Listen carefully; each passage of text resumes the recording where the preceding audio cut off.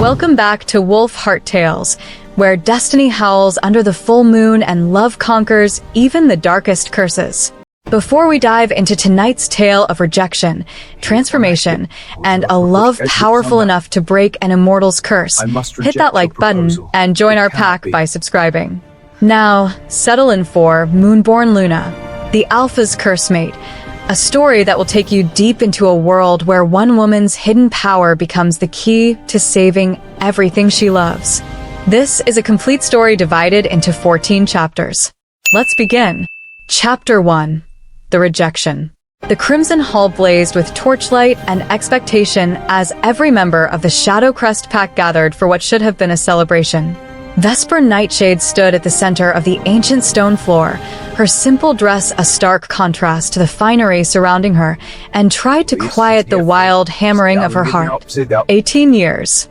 18 years of whispers, pitying glances, and casual cruelty from those who saw her as broken. Tonight was supposed to change everything.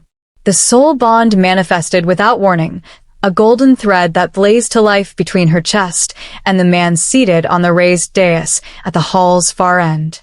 Thane Shadowcrest, alpha of the most powerful pack in 6 territories, looked up sharply as the bond snapped into place.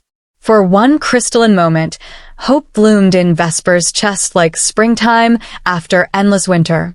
The moon goddess had chosen them, had declared before all assembled that they were meant for each other. Then Thane's expression hardened into something cold and terrible. He rose from his seat with the fluid grace of a born predator, his tall frame dominating the space as he descended the steps.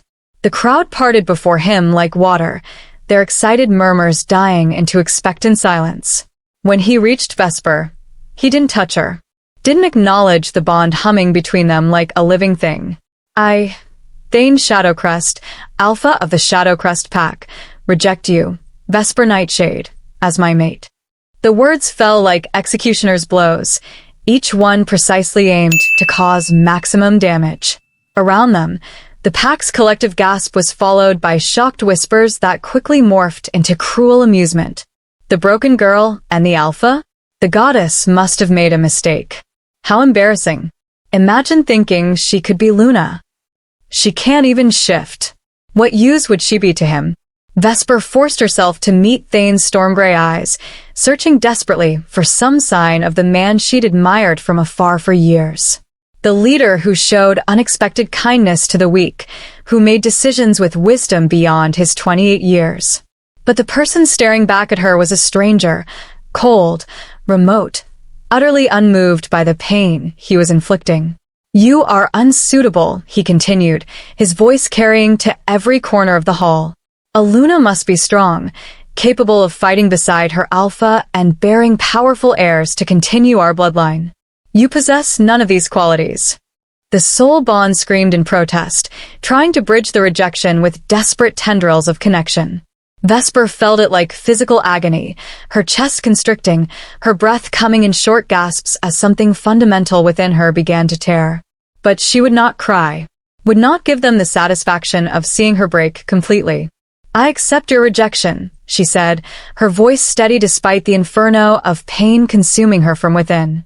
May you find a mate more worthy of your exalted position, Alpha.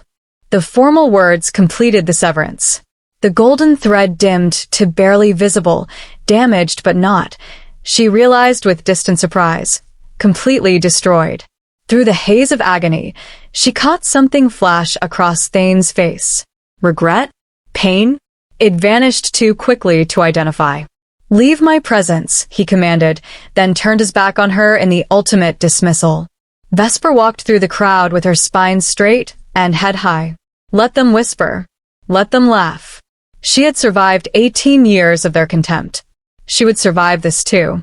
The heavy doors of Crimson Hall closed behind her with a boom that sounded like a death knell.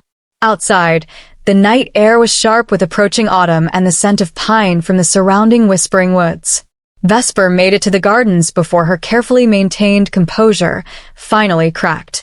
She collapsed onto a stone bench beneath an ancient oak, and only then did she allow the tears to fall. The soul bond, damaged but persistent, pulsed with a pain that had nothing to do with her own emotions. Somewhere in the stronghold, Thane was suffering too. The knowledge brought no comfort, only confusion and a bitter, hollow ache. Child. Vesper looked up to find Elder Sage Moonshadow emerging from the shadows. The ancient healer's face was lined with centuries of wisdom and something that looked like sorrow. I felt your pain from across the grounds, the old woman said softly, settling beside her on the bench. The moon goddess doesn't make mistakes, dear one. Remember that in the dark days ahead. Then why? Vesper's voice cracked. Why would she bind me to someone who finds me so inadequate? Why create a bond only to have it destroyed? Elder Sage's weathered hand covered hers. Because sometimes the greatest loves must be tested by the greatest trials. Your story is far from over, Vesper Nightshade. It has only just begun. Before Vesper could ask what she meant, the old woman had melted back into the darkness, leaving only the lingering scent of lavender and an ominous certainty that tonight's humiliation was merely the opening act of a much larger drama. Through the damaged soul bond, Vesper felt a sudden spike of emotion from Thane, anguish, self-loathing, and something that felt like desperate regret. Then it was gone, replaced by a wall of cold determination. She sat in the garden for hours, watching the moon trace its arc across the sky and trying to understand how her entire world had shattered in the span of a few cruel sentences. When she finally made her way to her small room on the 3rd floor, exhaustion had numbed the worst of the pain to a dull, persistent ache. Tomorrow, she would figure out how to survive in a pack that had just witnessed her ultimate humiliation. Tomorrow, she will find a way forward. Tonight, she mourned the death of dreams she'd been foolish enough to nurture. The moon watched through her window, silent and knowing, as Vesper cried herself to sleep with the broken bond humming its mournful song in her chest. Chapter 2. The Vanishing. The morning after the rejection dawned gray and heavy with unshed rain. Vesper woke to find the damaged soul bond had settled into a constant, dull ache, like a wound that had scabbed over but refused to properly heal. She could still feel Thane's presence through it, distant and deliberately muted, as though he were actively trying to suppress the connection. Good. She had no desire to feel his emotions any more than he apparently wished to feel hers. The stronghold buzzed with gossip as she made her way to the kitchens for her assigned duties. As an unmated, powerless member of the pack, Vesper had always occupied the lowest social rung. Now, as the publicly rejected mate of the Alpha himself, she'd somehow managed to sink even lower. There she is, someone whispered loudly enough to ensure she heard. The girl who thought she could be Luna. Pathetic, really. The moon goddess must have been testing the Alpha's resolve. Vesper kept her eyes forward and her expression blank. She'd learned years ago that reacting only encouraged them. Better to be stone, cold, impervious, unmoved by their petty cruelty. She was scrubbing pots in the vast kitchen when the commotion began. Raised voices from the courtyard, the sound of running feet, then Finnick Ashmore's commanding tone cutting through the chaos. Spread out. Search every trail, every den, every place he might have gone. Vesper's hands stilled in the soapy water. Something in the beta's voice sent ice through her veins. She dried her hands and slipped out to the courtyard where pack members were gathering in obvious distress. Finnick stood at the center, his usually immaculate appearance disheveled, dark circles under his eyes speaking of a sleepless night. What's happened? Vesper asked a young warrior named Rowan, who stood near the edge of the crowd. Rowan glanced at her with barely concealed disdain. The Alpha's missing. Went for a run after last night's gathering. Never returned. The words hit her like a physical blow. The soul bond, which had been quietly aching all morning, suddenly felt different, muted in a way that had nothing to do with deliberate suppression. Something was blocking it, dampening it, like heavy cloth thrown over a candle's flame. How long? She asked. Since midnight. 8 hours. Finnick's voice carried across the courtyard. We've searched his usual routes, the territory borders, even the old hunting grounds. There's no sign of struggle, no foreign sense, no indication of where he went. Alphas don't just vanish, Briar Thornheart said, her scarred face tight with worry. The fierce warrior had served under Thane for years, and her concern was genuine. Could it be an attack from another pack? With no evidence? No signs of combat. Finnick shook his head grimly. It's like he simply ceased to exist. Vesper pressed a hand to her chest, trying to sense more through the damaged bond. There was something there, a flicker of consciousness, of continued existence, but it was wrapped in layers of magic she didn't understand. Thane was alive. She was certain of it. But something had happened to him, something that went beyond mere disappearance. We need to organize proper search parties, Finnick continued. Cover every inch of pack territory and beyond if necessary. The Alpha cannot simply vanish without. His words were cut off by a scout bursting into the courtyard, her face pale with something between fear and awe. Beta, you need to see this. In the northern forest. The group that followed the scout into the Whispering Woods included Finnick, Briar, several senior warriors, and, despite having no official reason to be there, Vesper herself. She'd simply started walking with them, and no one had bothered to send her away. They found the evidence in a clearing deep within the ancient trees, massive paw prints, each nearly twice the size of even the largest pack wolf in shifted form. The tracks led away from a disturbed patch of ground where the earth had been torn up, then disappeared into the denser forest beyond. Moon's mercy, Finnick breathed, crouching to examine the prints. What made these? No wolf grows that large, Briar said flatly. It's impossible. But Vesper was staring at something else, a scrap of dark fabric caught on a low branch. Fabric that matched the formal tunic Thane had been wearing the night before. She retrieved it silently, her fingers trembling as the soul bond suddenly pulsed with recognition. This was where he'd been. This was where something had changed. We need to track that creature, Finnick decided. Whatever it is, it might have answers about the Alpha's disappearance. The tracking party set out immediately, but the massive paw prints led them in circles before vanishing entirely at a rocky stream bed. By the time they returned to the stronghold, the sky had darkened with storm clouds and the pack's anxiety had reached a fever pitch. Vesper slipped away from the group, clutching the fabric scrap like a talisman. She made her way to her small room and sat by the window overlooking the forest. Through the damaged bond, she reached out tentatively, trying to find Thane's consciousness in the confusing tangle of muted emotions. For a moment, she touched something. A flash of panic, of desperateness, of a mind struggling against something wild and primal. Then it was gone, replaced by that strange magical dampening. Where are you? She whispered to the gathering darkness. As if in answer, a howl rose from the deep forest, long, mournful, and achingly familiar despite being in a voice she'd never heard. The soul bond flared in response, and Vesper knew with sudden, absolute certainty that Thane wasn't missing. He was changed. The days that followed were chaos carefully wrapped in desperate organization. Finnick took temporary leadership, doing his best to maintain order, while search parties combed the territory. Other packs sent messengers offering assistance, or, more accurately, assessing the Shadowcrest pack's vulnerability in the absence of their alpha. Vesper watched it all from the margins, still scrubbing pots and hauling water, still enduring whispers and sidelong glances. But at night, she found herself drawn to her window, staring into the forest and feeling the strange pull of the damaged bond. On the third night after Thane's disappearance, she saw it. A massive white shape moving between the ancient trees, there and gone like a ghost. Even at a distance, she could see it was enormous, far larger than any natural wolf. Its fur gleamed like fresh snow under the moonlight, and when it paused at the forest's edge, she caught a glimpse of its eyes. Storm gray, intelligent, achingly familiar. The soul bond blazed to life, stronger than it had been since the rejection.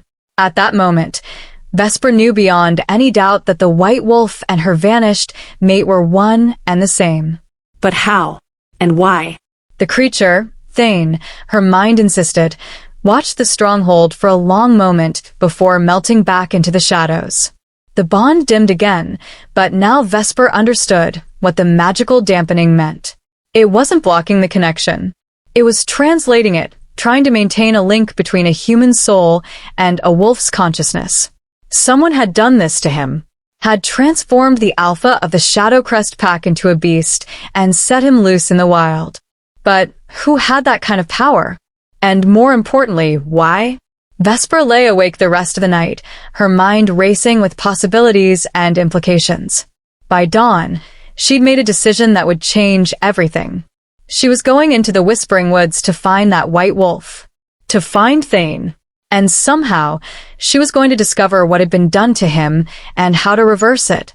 Even if he'd rejected her, even if he'd called her inadequate and unsuitable, he was still her mate, still the man she'd loved from afar for years, and she would not abandon him to whatever curse had transformed him into a beast. The broken girl that the pack mocked was about to do what none of their warriors had managed. She was going to bring her alpha home. Chapter 3. The White Wolf. Vesper waited until the afternoon of the fourth day, when most of the pack was occupied with yet another fruitless search of the southern territories. She slipped into the Whispering Woods with a small pack containing strips of dried meat, clean bandages, and a flask of water. Supplies pilfered from the kitchen stores when no one was watching. The forest was different in daylight, less menacing, but somehow more mysterious. Ancient trees towered overhead, their branches forming a canopy so thick that the sunlight filtered through in scattered beams that looked almost solid. The air smelled of pine, damp earth, and something else, something wild and magical that made the hair on the back of her neck stand up. She had no tracking skills to speak of, no warriors training in reading signs or following trails. But she had something the others lacked, the soul bond. Damaged and muted as it was, it still connected her to Thane. She simply had to trust it to guide her.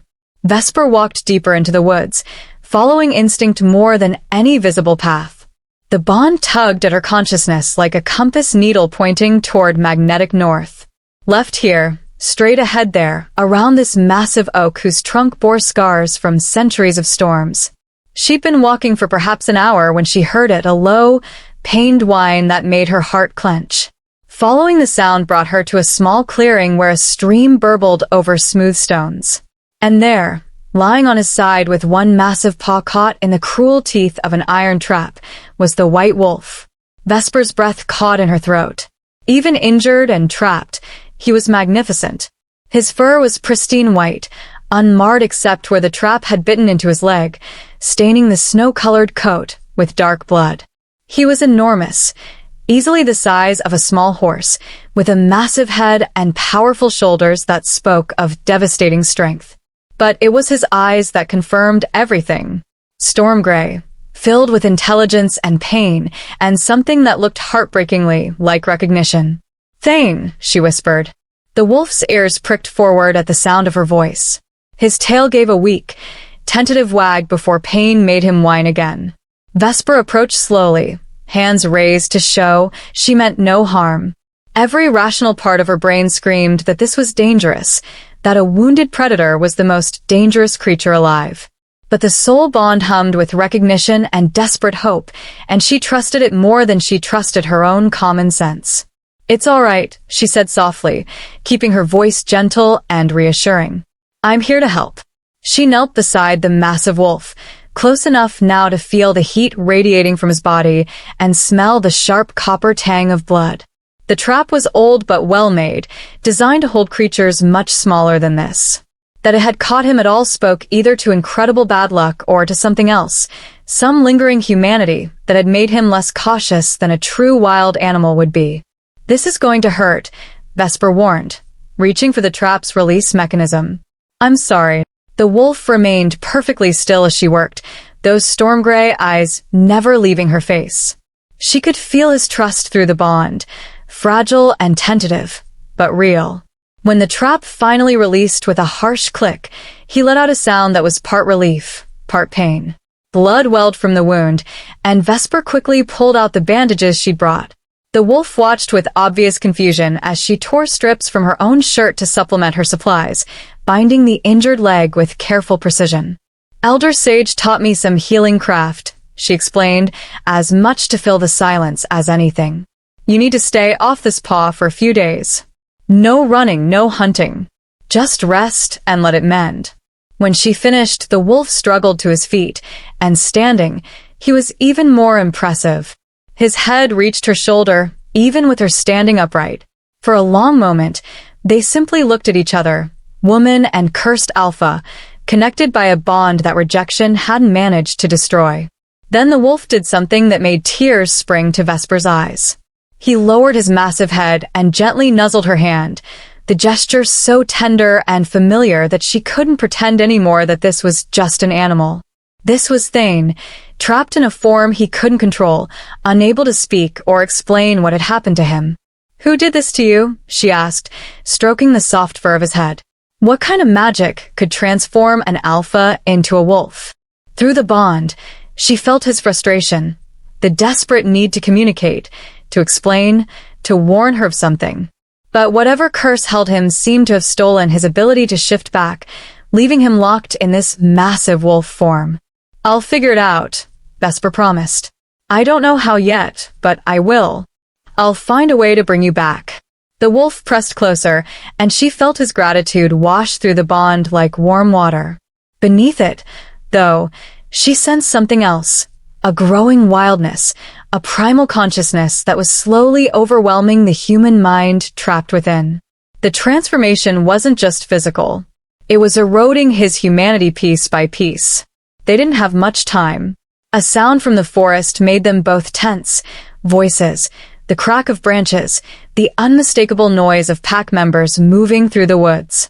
The search party was ranging farther today, and they were headed this direction.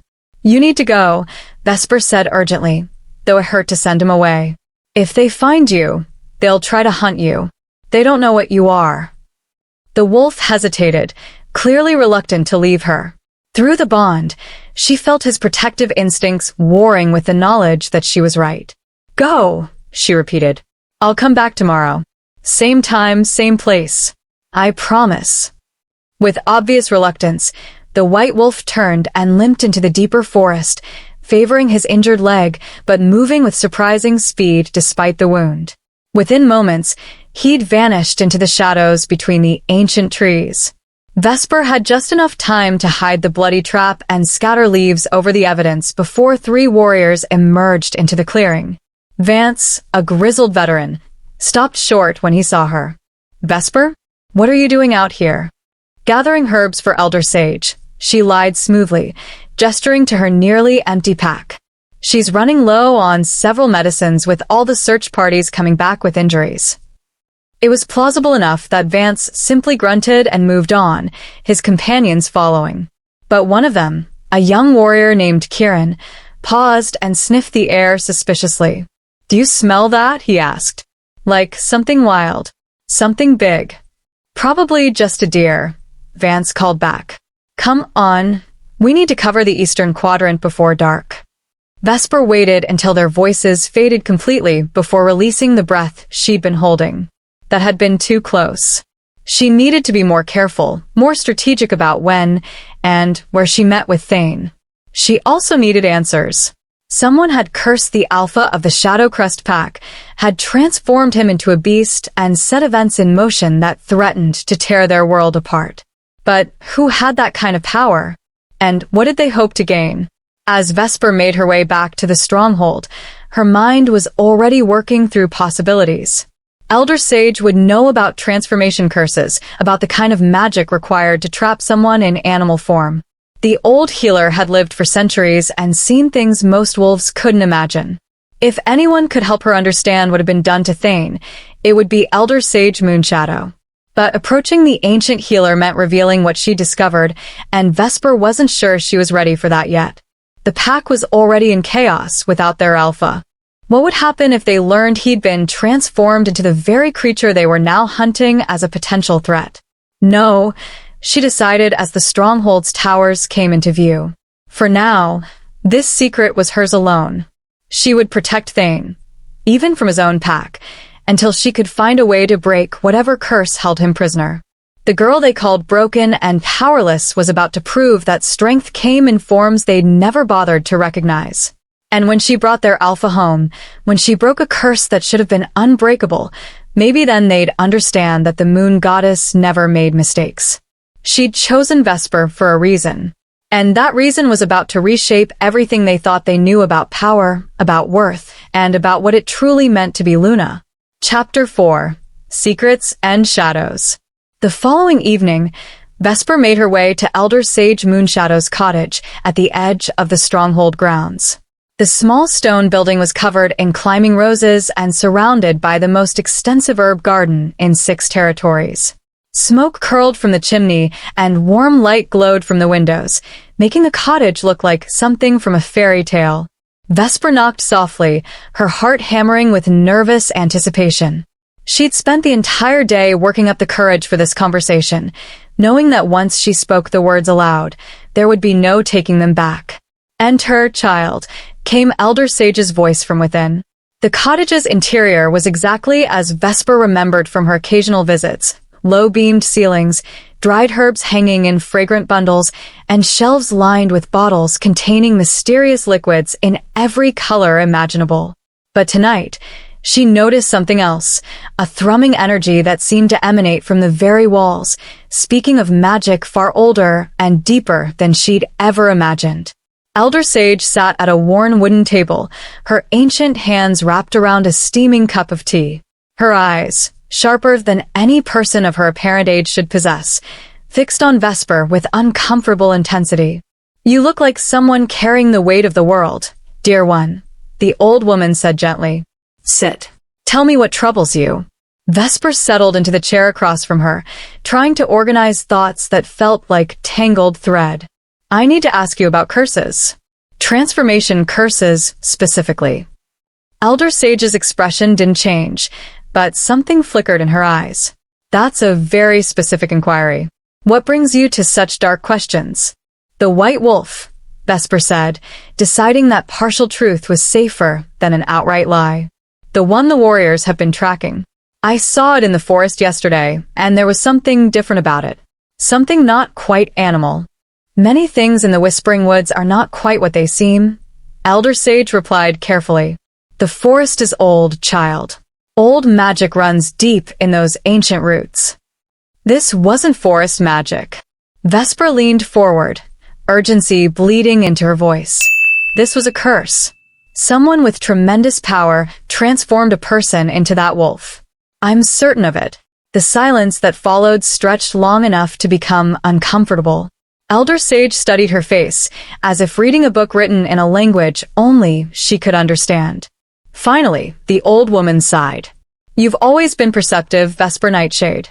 More than most gave you credit for." She rose and moved to one of her many shelves, retrieving a leather-bound volume that looked ancient enough to crumble at a touch. Transformation curses are rare. They require immense power and very specific conditions to cast. She laid the book on the table and opened it to a page covered in text written in a language Vesper didn't recognize. Illustrations showed figures caught mid-transformation, their faces twisted in agony. The most powerful transformation curses trap the victim in animal form while slowly eroding their human consciousness, Elder Sage explained. Over time, the person forgets who they were and becomes fully an animal. The curse effectively destroys them without actually killing them. Vesper felt ice form in her stomach. How long does it take? The erosion of consciousness. That depends on the strength of the curse and the strength of the victim's will. For someone powerful, say an alpha, perhaps 2 or 3 weeks before the damage becomes irreversible. 2 or 3 weeks. Thane had been missing for 4 days. That meant they had perhaps 10 days, maybe less, before he was lost forever. How do you break such a curse? Vesper asked, trying to keep the desperation from her voice. Elder Sage's expression grew grave. That's the cruelest part of transformation curses, child. Each one is unique, crafted with specific conditions for breaking. Some require true love's sacrifice. Others demand the completion of impossible tasks or the solving of riddles. and some can only be undone by the one who cast them in the first place. But there is always a way to break them? In theory, yes. But finding that way before the victim loses themselves completely? The old woman shook her head. That's another matter entirely. Vesper stared at the illustrations, her mind racing. She needed to know who had cursed Thane, and why.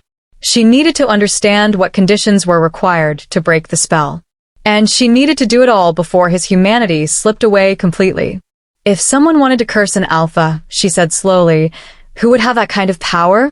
Elder Sage was quiet for a long moment, and when she finally spoke, her voice carried a weight that made the air feel heavy. There is one whose power far exceeds that of any alpha or pack mage. An immortal who has walked this earth for millennia, collecting debts and weaving magic that bends the very fabric of reality. Who? Vesper breathed. Lucian Darkweaver. The name seemed to make the candles flicker, as though speaking it aloud summoned shadows. He's a mage beyond mortal reckoning. Beautiful, dangerous, and utterly without conventional morality. If he cursed your white wolf, it was for a very specific purpose. What purpose could justify transforming someone into a beast? Elder Sage's eyes locked onto hers with sudden, sharp intensity. Perhaps to teach a lesson about pride. Perhaps to create a situation that would force certain people to reveal their true nature. Lucian doesn't act randomly, child. Every curse he casts, every bargain he makes, serves a larger design that often takes years to fully understand. Vesper felt a chill run down her spine. You think he cursed the white wolf deliberately? As part of some plan? I think, Elder Sage said carefully, that if Lucian Darkweaver is involved, nothing that has happened is coincidence. Not the transformation, not its timing, and certainly not who becomes entangled in trying to solve it. The implication hung in the air between them. Vesper wanted to ask directly if Elder Sage knew the white wolf was Thane, but something held her back, a feeling that the old woman already knew and was waiting to see what Vesper would do with the information. If someone wanted to find this Lucian, Vesper said instead, how would they go about it? They wouldn't. Elder Sage's voice was sharp with warning. You don't find Lucian Darkweaver. He finds you when he's ready. Approaching him uninvited is dangerous beyond measure. But if someone had no choice, if time was running out and they needed to break a curse before it was too late, the old woman studied her for a long moment, then sighed heavily. There is a place where the veil between worlds grows thin. The old stone circle in the deepest part of the Whispering Woods, where rituals were performed before the stronghold was built. Lucian has been seen there, drawn by the concentration of ancient magic. She gripped Vesper's hand with surprising strength. But child, if you go there, if you attempt to bargain with an immortal mage, know that the price will be far higher than you can imagine. Lucian doesn't accept gold or favors. He deals in debts that span lifetimes. What if the cost of not trying is even higher? Vesper asked quietly. Elder Sage released her hand and sat back, her weathered face sad. Then you've already made your choice, haven't you? You're going to try to save the white wolf, regardless of the danger to yourself. It wasn't really a question, but Vesper nodded anyway. I have to try. Because of a soul bond, Elder Sage said, and Vesper's head snapped up in shock. The old woman's smile was gentle. Did you think I wouldn't notice? The bond wasn't severed by the rejection, merely damaged. It's still there, connecting you to someone. And given the timing of certain disappearances, she trailed off meaningfully. You know, Vesper whispered. You know the white wolf is Thane. I suspected. You've just confirmed it. Elder Sage leaned forward. Now the question is, what are you going to do about it? Vesper took a deep breath, feeling the weight of the decision settling on her shoulders. I'm going to find Lucian Darkweaver. I'm going to discover what conditions are required to break the curse. And I'm going to bring Thane home, no matter what it costs me. Even though he rejected you, even though he called you inadequate before the entire pack. Especially because of that, Vesper said firmly. He made his choice based on fear and politics. But I won't make mine based on hurt pride. He's my mate, and he's in danger. That's all that matters. Elder Sage studied her for a long moment, then nodded slowly. You've grown strong, child. Stronger than anyone realizes. She rose and moved to another shelf, retrieving several small pouches. Take these. Herbs for protection, for clear sight, for courage. You'll need all three when you face the immortal. Vesper accepted the pouches with trembling hands. Thank you. Don't thank me yet, Elder Sage warned. The path you're choosing leads through darkness I cannot fully see. But know this, the moon goddess chose you for reasons that go far beyond what either you or Thane understand. Trust in that, even when everything else seems lost.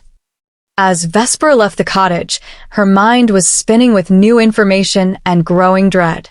She had perhaps 10 days to find Lucian Darkweaver, negotiate the breaking of a curse she didn't fully understand, and somehow save Thane from losing himself completely to the beast. The weight of it should have crushed her.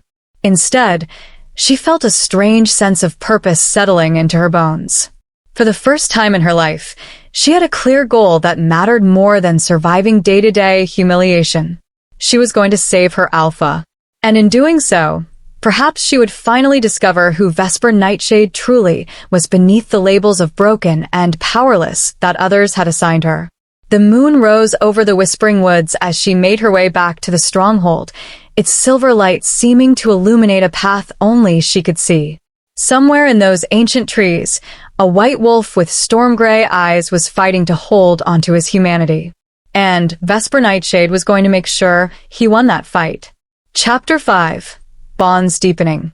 Vesper returned to the clearing by the stream the next afternoon, her pack heavier now with food she'd managed to sneak from the kitchens and fresh bandages for changing the white wolf's dressing. Her heart hammered with nervous anticipation as she picked her way through the ancient trees, following the soul bond's gentle pull. She found him waiting in the same spot, lying beneath a massive oak with his injured legs stretched out before him. When he saw her approach, his tail wagged, a gesture so unexpectedly domestic that it made her smile despite everything. "Hello," she said softly, kneeling beside him. "Let me see that wound." The white wolf remained perfectly still as she unwrapped the bloodied bandages and examined his leg. The wound was healing well, faster than it should have, actually. Alpha healing, she realized. Even transformed, Thane's supernatural abilities were working to repair the damage. "This looks better," she told him, applying a salve Elder Sage had given her before wrapping the leg in fresh bandages. "You'll be able to put weight on it in another day or two." Through the soul bond, she felt his gratitude and something else, a deep, aching loneliness that made her chest constrict. He'd been alone in these woods for days now, trapped in a form he couldn't control, unable to communicate or explain what had happened. The isolation must have been maddening. "I've been researching transformation curses," Vesper said as she worked, finding it easier to talk than to sit in silence. "Elder Sage told me about them, about how they slowly erode the victim's humanity until there's nothing left but the animal." The white wolf's ears flattened against his head, and she felt a spike of fear through the bond. He knew. He could feel himself slipping, bit by bit, into the mindless consciousness of a beast. "I won't let that happen," Vesper promised fiercely. "I'm going to find the one who did this to you. Lucian Darkweaver, have you heard of him?" The wolf's reaction was immediate and visceral. He surged to his feet despite his injured leg, a low growl rumbling in his massive chest. Through the bond, Vesper felt a flood of memories, a man with dark hair and winter storm eyes, standing in a circle of ancient stones. Words spoken in a language that predated human civilization. And pain, such terrible pain, as his body was torn apart and remade into something else. "He did this to you," Vesper breathed, understanding flooding through her. "Lucian cursed you. But why?" The wolf couldn't answer, but through the bond, she caught fragments of emotion, shame, regret, and underneath it all, a feeling that this was somehow deserved. Punishment for something he'd done. "The rejection," Vesper said slowly, pieces falling into place. "He cursed you because you rejected the soul bond." Thane, because she couldn't think of him as just the wolf anymore, made a sound that was almost like agreement. His storm-gray eyes met hers, and in them, She saw such profound remorse that tears pricked her own eyes. "You went into the forest to think," she continued, working it out as she spoke. "To figure out what you'd done, how to fix it. And Lucian was waiting for you there. He must have known about the rejection, known you'd be vulnerable." The wolf pressed closer, his massive head dropping to rest in her lap. Through the bond, Vesper felt the full weight of his guilt and self-loathing. He believed he deserved this curse, believed this was justice for the pain he'd caused her. "No," she said firmly, stroking the soft fur of his head. "What you did hurt me, yes. But you don't deserve this. No one deserves to lose themselves, to fade away into nothing." They sat like that for a long time, woman and cursed alpha, connected by a damaged bond that grew stronger with each moment they spent together. Vesper found herself talking, filling the silence with stories of her childhood, memories of growing up as the pack's outcast, anything to keep the connection alive and strong. "I used to watch you during pack gatherings," she admitted quietly. "Even before the soul bond manifested. You were always so confident, so certain of your place in the world. I envied that. I spent my whole life being told I was broken, inadequate, worthless. And you seemed like you'd never doubted yourself for even a moment." Through the bond, she felt his response, surprise, followed by a wave of self-recrimination. He'd been aware of her long before the rejection, she realized, had noticed her in ways she'd never imagined. "Did you?" she started, then stopped, not sure how to ask the question. But the bond carried her meaning anyway, and his response flooded through. Yes. He'd been aware of her. I had watched her too, had felt drawn to her in ways that terrified him because they contradicted everything he'd been taught about what an alpha needed in a mate. "You loved me," Vesper whispered, the realization hitting her like a physical blow. "Even before the soul bond manifested, you loved me. But you were afraid of what others would think." The wolf's whine of agreement was heartbreaking. Through the bond, she felt the full truth of it. Years of buried feelings, of attraction he'd tried to suppress, of love he'd been too proud and too afraid to acknowledge. When the soul bond had manifested publicly, forcing him to confront those feelings before the entire pack, he'd panicked. Had chosen the coward's path of rejection rather than face the political and social consequences of accepting a broken mate. "Oh, Thane," Vesper breathed, her heart aching for both of them. "What a mess we've made of things." A sound from the forest made them both tense. Voices again. The search parties were still combing the woods daily, hoping to find some trace of their missing alpha. The cruel irony was that he was right here, and they'd never recognize him. "You should hide," Vesper said reluctantly. "They're getting closer." But this time, Thane didn't immediately flee. Instead, he lifted his massive head and looked at her with such intensity that she caught her breath. Through the bond, he pushed a feeling, a desperate need to communicate something important. "What is it?" she asked. "What are you trying to tell me?" The wolf's response came as images and emotions rather than words. Lucian. The stone circle. Danger. A warning that she shouldn't go alone, shouldn't try to bargain with the immortal mage. Even trapped in wolf form, Thane's protective instincts toward his mate were overwhelming. "I have to," Vesper said gently. "We're running out of time. Elder Sage said you have maybe 10 days before the curse becomes irreversible. I can't just sit by and watch you fade away." His whine was anguished, but she felt his resignation through the bond. He knew she was right, knew that without intervention, he would lose himself completely, and soon. "I'll be careful," she promised. "And I'll come back to you. No matter what happens with Lucian, I'll come back." The voices were getting closer now, close enough that Vesper could make out individual words.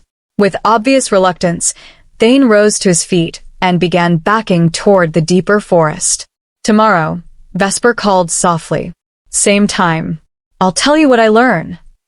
The white wolf paused at the tree line, looking back at her one last time. In that moment, despite his massive size and fierce appearance, he looked achingly vulnerable. Then he was gone, melting into the shadows as silently as mist. Vesper barely had time to compose herself before Finnick emerged into the clearing, followed by 2 warriors. The beta looked haggard, dark circles under his eyes speaking of too many sleepless nights and too much responsibility. "Vesper," he said, surprised to find her there. "What are you doing so far from the stronghold?" "Gathering herbs for Elder Sage," she replied, gesturing to her pack, now noticeably fuller with the food she'd brought for Thane but hadn't had time to give him. "The search parties have been coming back with cuts and bruises. She needs supplies for her remedies."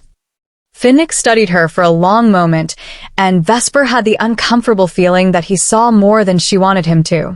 But finally, he just nodded. "Be careful out here," he said. "That white beast has been spotted in this area. It could be dangerous." "I'll be cautious," Vesper promised, meaning it in ways Finnick couldn't possibly understand. As the beta and his companions moved on, Vesper sat by the stream for a few more minutes, gathering her courage for what she needed to do next. Tonight, under the cover of darkness, she would venture to the old stone circle in the deepest part of the Whispering Woods. Tonight, she would face an immortal mage and attempt to bargain for her mate's freedom. The prospect terrified her, but through the damaged soul bond, she could feel Thane's presence like a steady flame. He believed in her. Even trapped in wolf form, slowly losing his humanity, he had faith that she could do this. And Vesper Nightshade was not going to let him down. She made her way back to the stronghold as evening fell, her mind already racing through what she would say to Lucian Darkweaver. How did you negotiate with someone who'd lived for millennia? What could she possibly offer that would interest an immortal mage? The only answer she had was herself.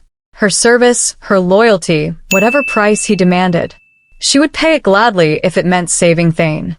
As darkness settled over the Shadowcrest territory, Vesper prepared for the most dangerous night of her life.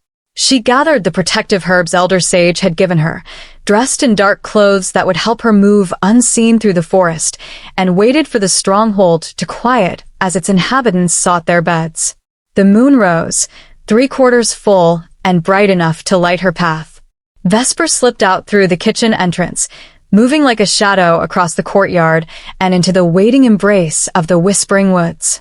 Somewhere ahead, in a circle of ancient stones where magic concentrated and the veil between worlds grew thin, an immortal waited. Whether he knew she was coming or not, she couldn't say. But Elder Sage's words echoed in her mind. "You don't find Lucian Darkweaver. He finds you when he's ready."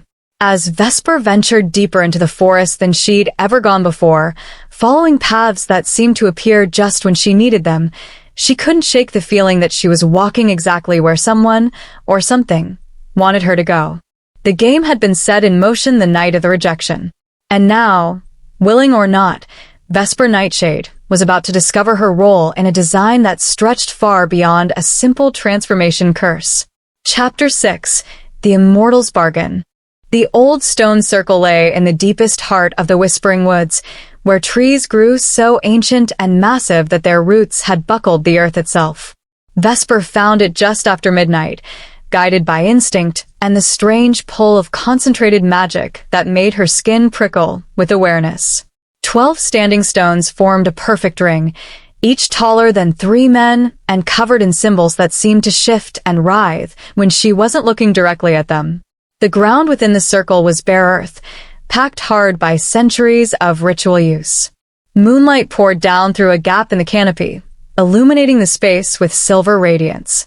And in the center of that light stood a man who was beautiful in the way that winter storms were beautiful, compelling, dangerous, and utterly inhuman despite his mortal appearance.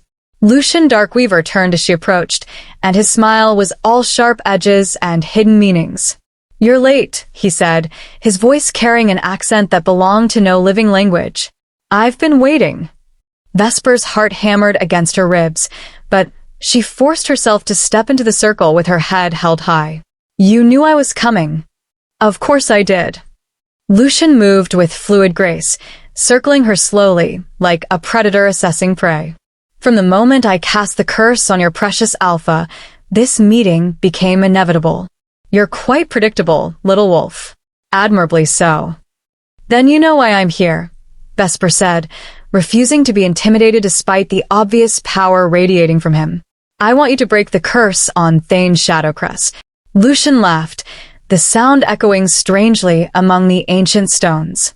Do you indeed? And what makes you think I would do such a thing? Because curses can be broken.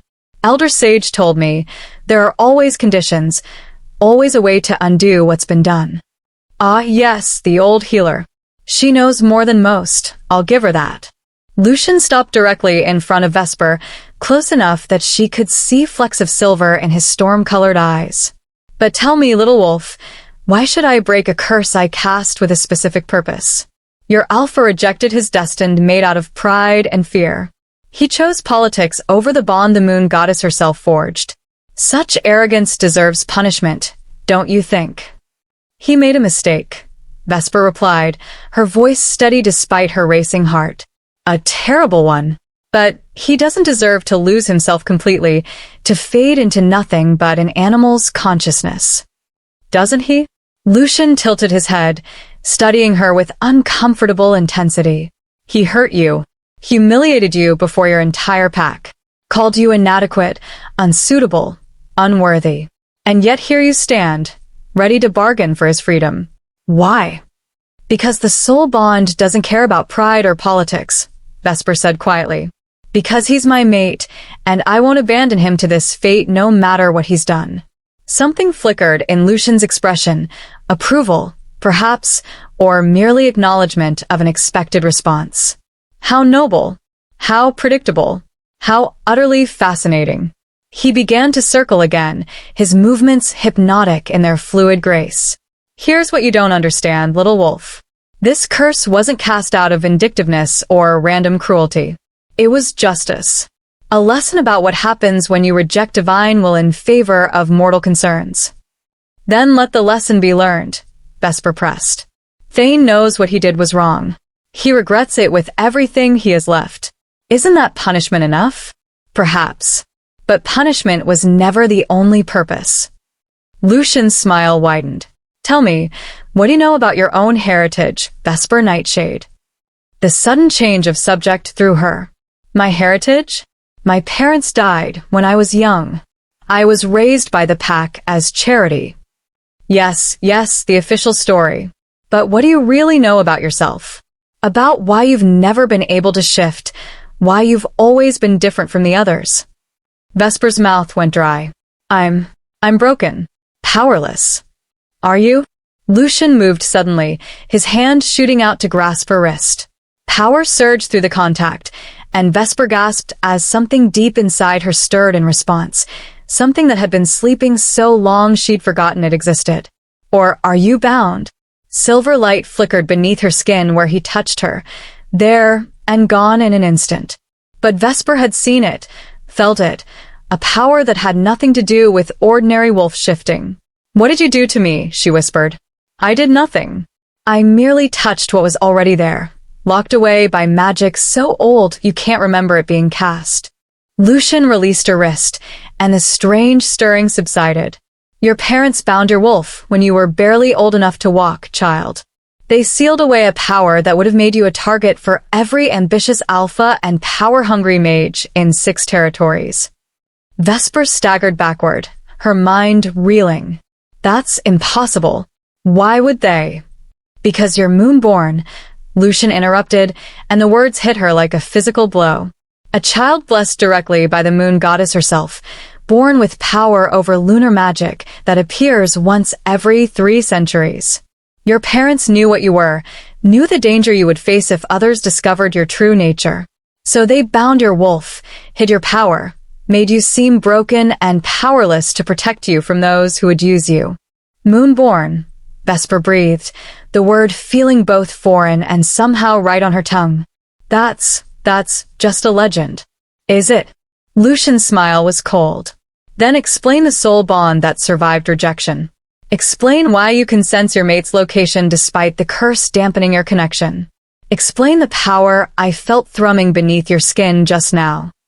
Vesper's legs gave out, and she sank to her knees on the packed earth of the stone circle.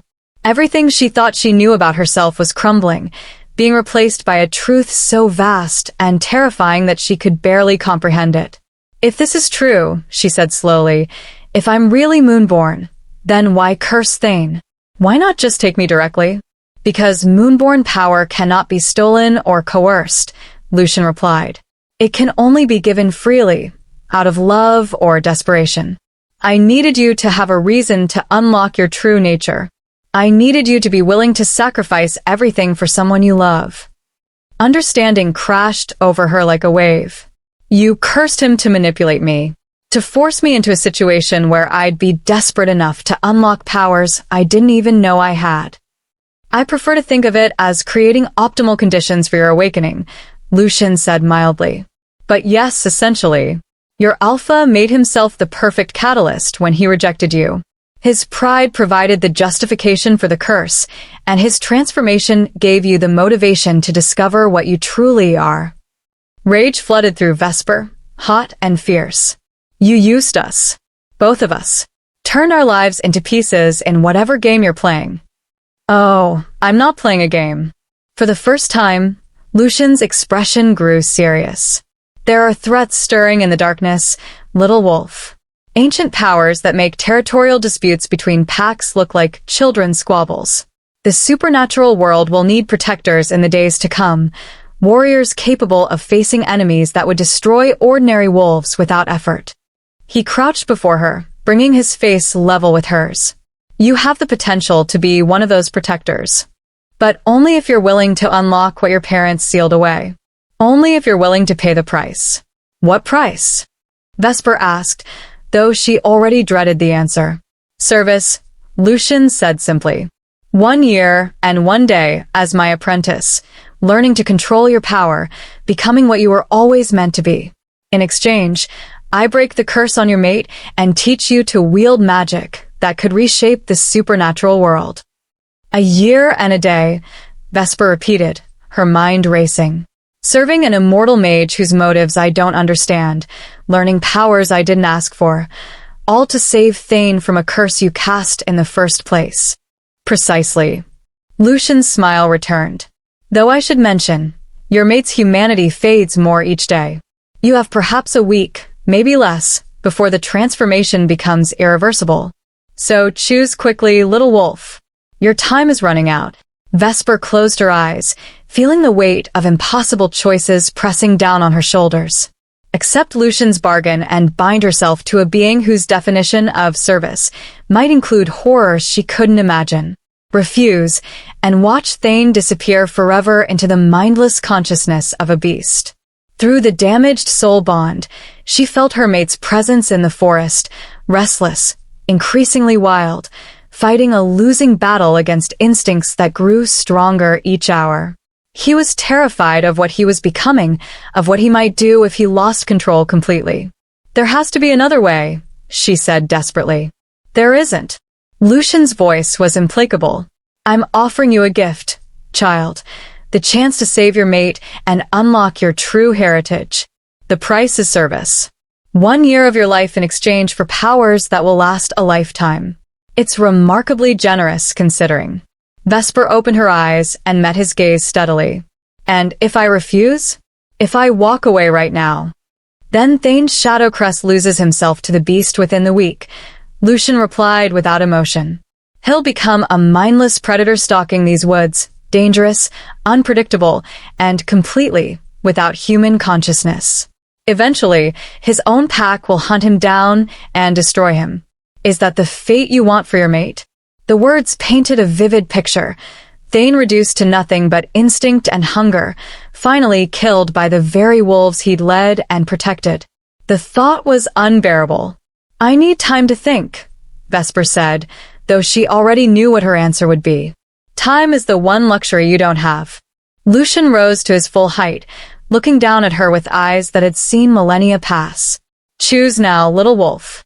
Save your mate and discover your power, or walk away and live with the consequences. But choose. Vesper thought of Thane's storm-gray eyes, looking at her with desperate hope. Thought of his massive head resting in her lap, trusting her completely despite what he'd done. Thought of the love she'd felt through the bond, buried for years beneath pride and fear, but real and undeniable. She thought of her pack, facing threats they didn't understand. Of Elder Sage's words about the moon goddess, choosing her for a reason. of the possibility that she could be more than the broken, powerless girl everyone believed her to be. "I accept," she said, the words falling from her lips like stones into still water. "Break the curse, and I'll serve you for 1 year and 1 day." Lucian's smile was triumphant. "Excellent choice. But first, we must unlock your true nature.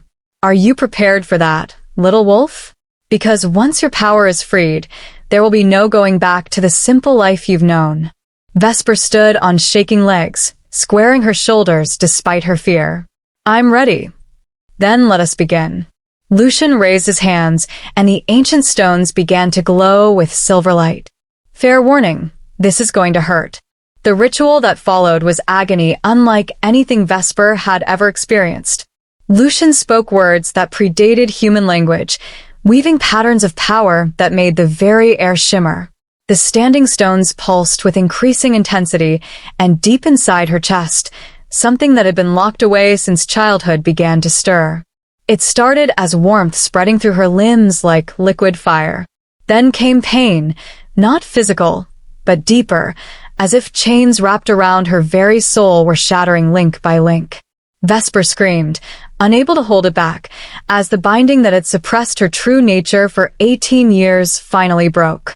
Power flooded through her in a torrent, silver light that poured from her skin, lunar magic that sang in her blood, awareness that expanded beyond anything she'd imagined possible. She could feel the forest around her, every living thing connected by threads of moonlight. Could sense the pull of tides miles away, the slow turn of the earth, the cosmic dance of celestial bodies. And beneath it all, blazing like a beacon, she felt Thane. The soul bond exploded into brilliant life, no longer damaged or muted, but burning with an intensity that took her breath away. Through it, she felt his shock as her transformation resonated through their connection. Felt his awe and pride and desperate love. When the light finally faded, Vesper stood in the center of the stone circle, silver radiance still flickering beneath her skin. She felt powerful in ways she'd never imagined, aware of abilities that seemed both new and ancient, as if she'd finally remembered something she'd always known. "Magnificent," Lucian breathed, genuine awe in his voice. "Even I didn't anticipate you'd be this strong." The legends pale in comparison to reality. Vesper looked at her hands, watching silver light dance across her fingers. "What am I?" "You're Moonborn," Lucian replied. "Blessed by the goddess herself with power to heal, to protect, to destroy when necessary. You can strengthen bonds or break them. Command lunar fire. Sense truth through lies. In time, with proper training, you'll be capable of miracles that would make ordinary alphas tremble." The magnitude of it was overwhelming, but through her wonder and fear, one thought remained paramount. The curse. "You promised to break it, and so I shall." Lucian began another incantation, this one shorter, but no less powerful. Silver light flowed from his hands toward the forest, where Thane waited. Through the soul bond, Vesper felt the curse beginning to crack and splinter. Felt Thane's human consciousness surged back to full strength as the magic that had trapped him in wolf form finally shattered. The transformation, when it came, was violent and beautiful. Light exploded through the whispering woods, visible even from the stone circle, and Vesper felt the exact moment when Thane's human form was restored. "It is done," Lucian said, swaying slightly from the effort. "Your mate is free." Relief so intense it brought tears to her eyes flooded through Vesper. "Thank you," she whispered. "Don't thank me yet." Lucian's expression grew serious. "Remember our bargain, little wolf. 1 year and 1 day of service, beginning after you've dealt with more immediate threats." "Immediate threats?" "Your pack faces danger you don't yet understand," Lucian replied cryptically. "Deal with that first. Then come find me, and we'll begin your training." He moved toward the edge of the circle, then paused. "One more thing. Your mate has been changed by his time as the beast. The curse unlocked something in him too. You'll find he's not quite the same man who rejected you." Before Vesper could ask what he meant, Lucian vanished, dissolving into shadows as if he'd never existed.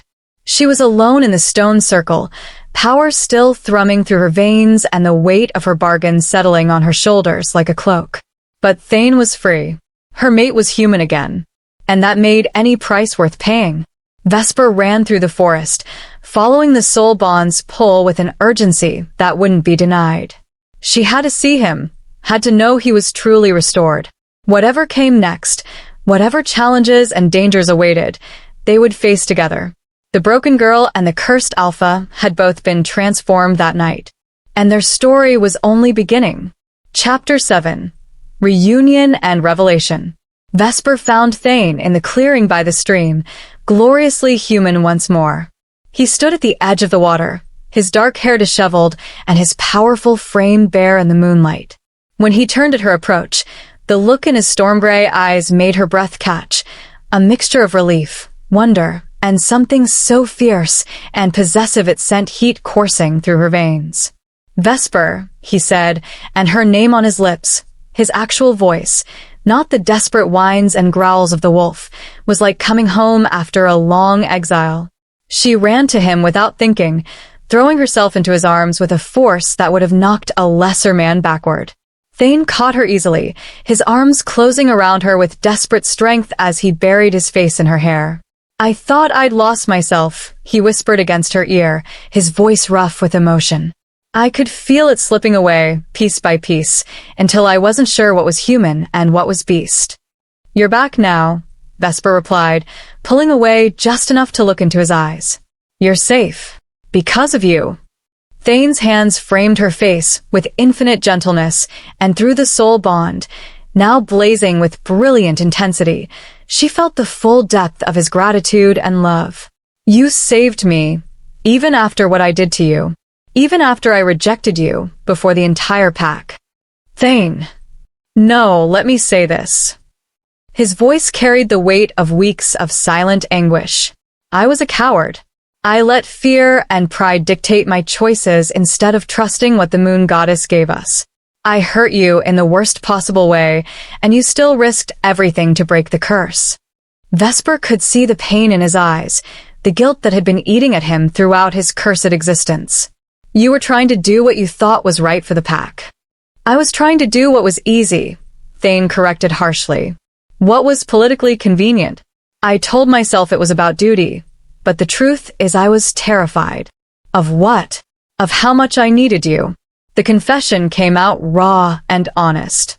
"Of how much I'd loved you, even before the soul bond manifested. I watched you for years, Vesper. Watch you endure cruelty and contempt with quiet dignity. Watch you show kindness to those who showed you none.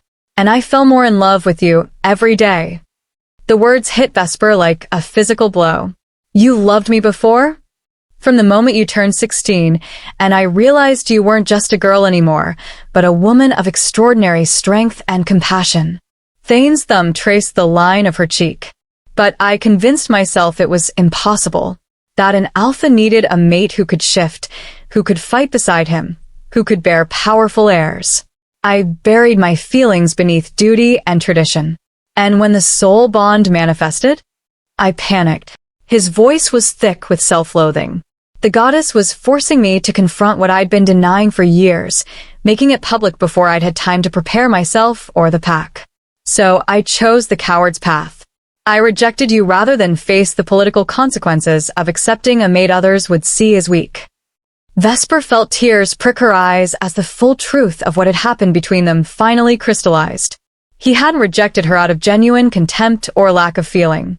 He'd rejected her out of fear. Fear of judgment, fear of appearing weak, fear of admitting how desperately he loved her. "But that's over now," Thane continued, his expression fierce with determination.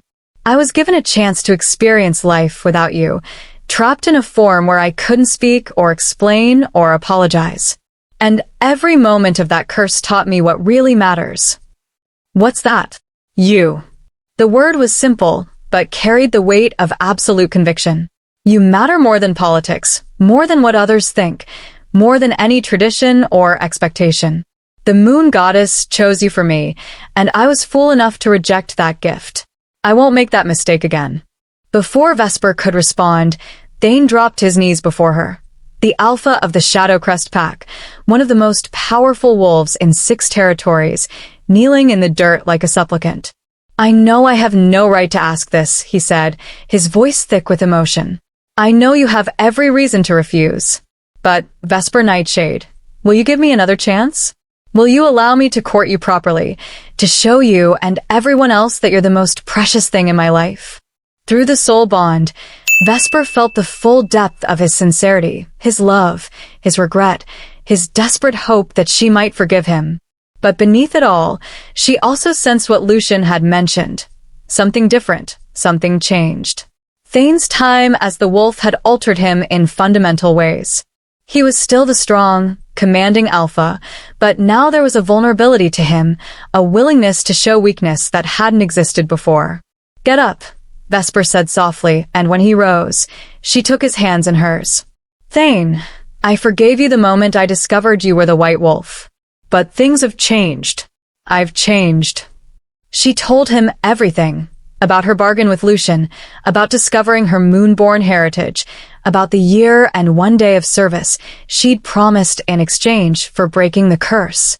With each revelation, she felt his emotions shifting through the bond, shock at learning what she truly was, fury at Lucian for manipulating them both, and underneath it all, an awe that bordered on reverence.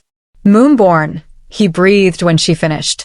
"The legends are real, and he broke off, shaking his head in wonder. "I called you powerless, inadequate, when all along you carried magic that makes my alpha strength look like a candle compared to the sun." "The power was bound," Vesper reminded him. "I didn't know what I was any more than you did, but you do now." Thane's grip on her hands tightened. "And you've bound yourself to an immortal mage for a year because of me. Vesper, the price you paid." "Was it worth it?" she interrupted firmly. "I'd pay it again, without hesitation. You're my mate, Thane. The moon goddess chose us for each other. That means something, even when everything else is uncertain." Thane pulled her close again, and this time when he kissed her, it was with a tenderness that made her knees weak. Through the soul bond, she felt his love pouring into her, fierce and protective and absolutely unwavering.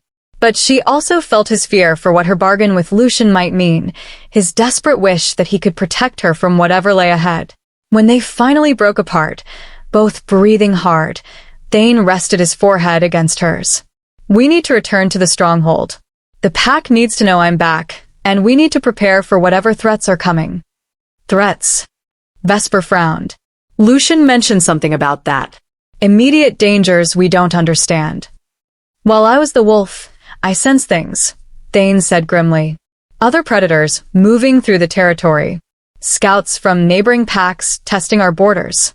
Without their alpha, the Shadowcrest pack has become vulnerable. Others will be circling, looking for opportunities to expand their territory at our expense." The reminder of the larger world beyond their personal drama sent a chill through Vesper. They'd been so focused on breaking the curse that she hadn't fully considered the political ramifications of Thane's disappearance. "Who?" she asked. "Vance Ironfang, most likely." Thane's expression darkened. "He's been consolidating power in the northern territories, absorbing smaller packs through a combination of force and intimidation. A leaderless pack like ours would be an easy target." Vesper remembered hearing whispers about Ironfang, an alpha known for his ruthless ambition and his talent for exploiting weakness. If he was truly moving against the Shadowcrest pack, they were in more danger than she'd realized. "Then we need to get back," she said decisively. "We need to show the pack that their alpha has returned and that we're stronger than ever." Thane studied her face for a long moment, and she could feel his thoughts through the bond, his recognition that she was no longer the timid girl who'd accepted his rejection without protest. Power had awakened something in her, given her a confidence and authority that matched his own. "Together," he said finally, offering his hand. "From this moment forward, we face everything together." Vesper took his hand, feeling the rightness of the gesture settle into her bones. "Together," she agreed. They made their way through the whispering woods side by side, the moonlight illuminating their path. Silver light still flickered beneath Vesper's skin, a visible reminder of her transformation, and through the soul bond, she could feel Thane's own power responding to hers, resonating, amplifying, creating something greater than either of them alone. "There's something else you should know," Thane said as they walked. "When I was the wolf, trapped between human and beast consciousness, I felt your presence through the bond every moment. It was the only thing keeping me anchored, keeping me from losing myself completely. Without you, I would have faded into nothing." "But you didn't," Vesper replied. "You held on. You fought. Because I had something worth fighting for." He stopped and turned to face her fully. "You, Vesper. You're worth any battle, any sacrifice.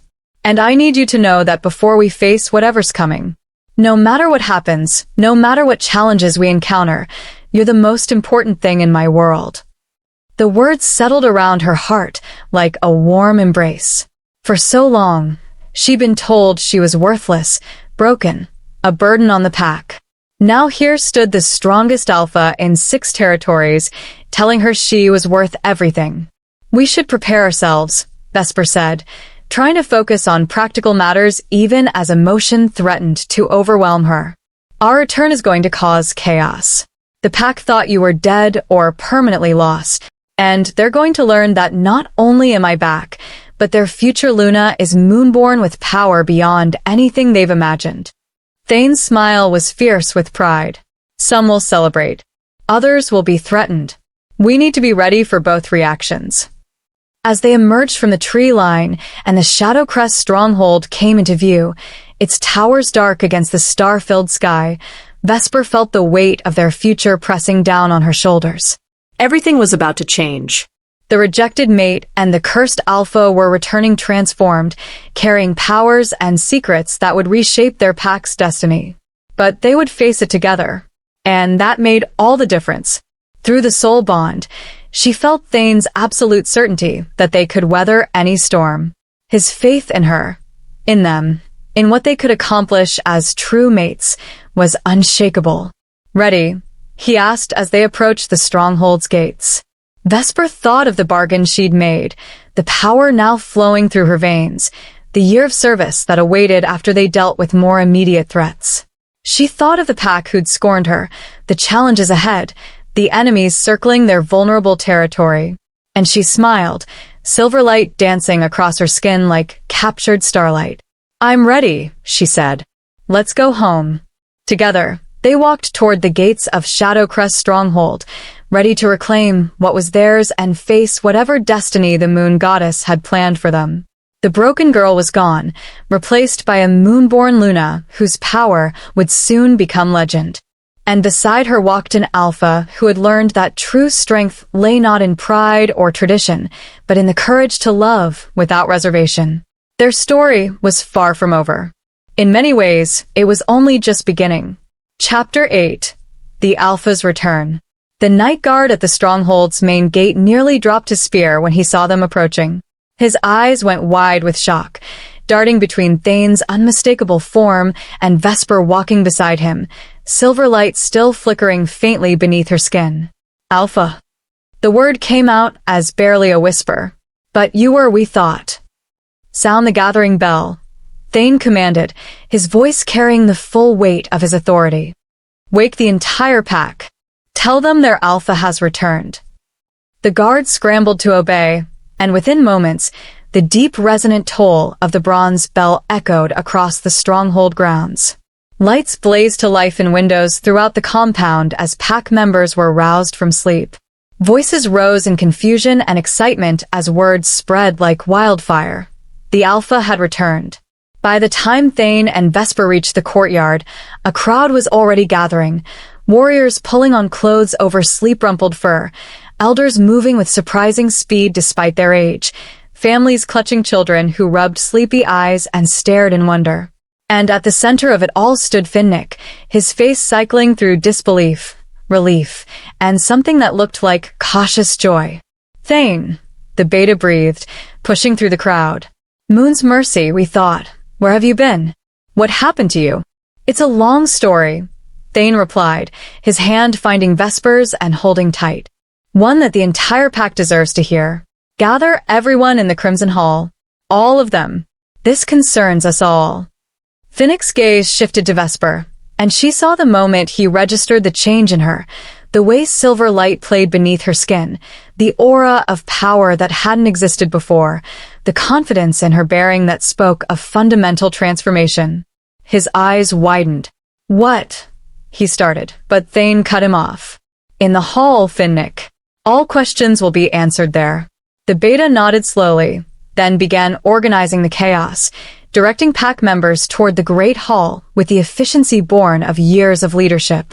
As the crowd moved, Vesper caught fragments of whispered conversations. "Is that really the Alpha? What's wrong with the broken girl? She looks different. There's something strange about both of them. Can you feel it? The power coming off them is incredible." Vesper kept her head high and her expression calm, even as anxiety churned in her stomach. This was it, the moment when everything would change. When the pack would learn that their alpha had been cursed and their scorned outcast was actually Moonborn. Some would accept it, others wouldn't. And how they reacted would determine whether Shadowcrest remained united or fractured beyond repair. Through the soul bond, she felt Thane's steady confidence, his absolute certainty that they could handle whatever came. His faith lent her strength as they walked together toward the Crimson Hall, the same hall where she'd been publicly rejected just over 2 weeks ago. The irony wasn't lost on her. The hall filled quickly, packed members crowding onto benches and standing along the walls. The air buzzed with anticipation and barely contained questions. When Thane took his place on the raised dais, with Vesper standing beside him, not behind as tradition would dictate, a ripple of surprise moved through the crowd.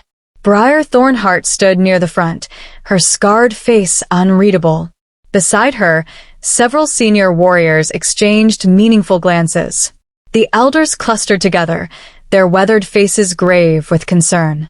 And scattered throughout were ordinary pack members, families and workers and crafters, all waiting to hear what their returned alpha would say. "My wolves," Thane began, his voice carrying to every corner of the hall. "I owe you an explanation for my disappearance, and more importantly, for putting you through weeks of uncertainty and fear." He paused, letting his gaze sweep across the assembled faces. 14 days ago, on the night of the gathering where I rejected my mate, I made a choice born of pride and fear. I walked into the Whispering Woods to clear my head, to grapple with what I'd done. And there, I encountered something I never expected. The hall had gone silent, every eye fixed on their alpha. An immortal mage named Lucian Darkweaver was waiting for me, Thane continued. He saw my rejection of the mate bond as an insult to the moon goddess herself, an act of arrogance that demanded punishment. So, he cursed me. Gasps and murmurs rippled through the crowd. Finnick's face had gone pale. "The curse transformed me into a massive white wolf," Thane said, his voice carrying the weight of those terrible days. "It trapped me in that form, unable to shift back, unable to speak or communicate. And worse, it was slowly eroding my human consciousness, replacing my thoughts and memories with animal instinct. Within another week, I would have lost myself completely, becoming nothing but a mindless beast." "The white wolf," someone whispered. "The one we've been tracking was you?" "It was me," Thane confirmed. "I was there the entire time, watching helplessly as you searched, listening as you debated what to do about a leaderless pack. The frustration was maddening, but I was powerless to break the curse on my own." He turned to Vesper, and the look in his eyes made her breath catch. But I wasn't alone. Even trapped in that form, I could feel one person through the soul bond, the mate I'd rejected. Vesper Nightshade came into the woods and found me. She tended my wounds when I was injured. She spoke to me, anchoring my consciousness when it threatened to slip away completely. And when she learned what had been done to me, she did something extraordinary. All eyes in the hall shifted to Vesper, and she felt the weight of their attention like a physical force. Some gazes held curiosity, others suspicion, a few outright hostility. "She went to face Lucian Darkweaver alone," Thane said, his voice thick with emotion. "She bargained with an immortal mage to break the curse and save my life. And in doing so, she discovered a truth that changes everything we thought we knew about her. Vesper stepped forward, knowing it was time for her to speak. Silver light pulsed beneath her skin in response to her emotions, visible to everyone in the hall. The gasps that followed were audible. "I am Moonborn," she said clearly, letting her voice carry to every corner of the space. "My parents bound my wolf when I was young to protect me from those who would exploit my power. For 18 years, I believed I was broken, powerless, inadequate. But the truth is that I carry magic blessed by the moon goddess herself, power that appears once every 3 centuries." The hall erupted in chaos. Voices rose in disbelief, excitement, fear. Vesper caught fragments of shouted questions and exclamations. "Moonborn? That's impossible. Are the legends real? What kind of power are we talking about? This has to be some kind of trick." Thane raised his hand, and the authority in the gesture brought immediate silence. "I've seen Vesper's power firsthand," he said. "I've felt it through our bond.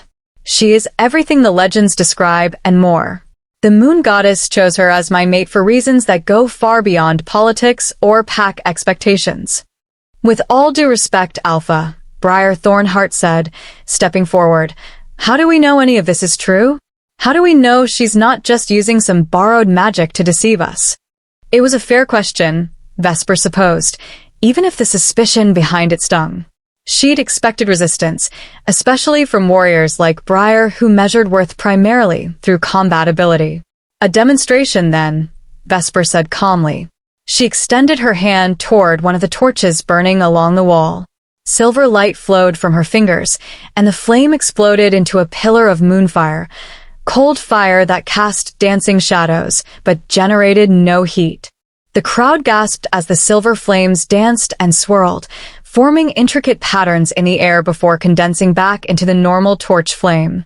"Moonborn magic isn't just power," Vesper continued, letting her voice carry the authority she discovered within herself. "It's a connection. I can feel every member of this pack through the bonds that tie us together.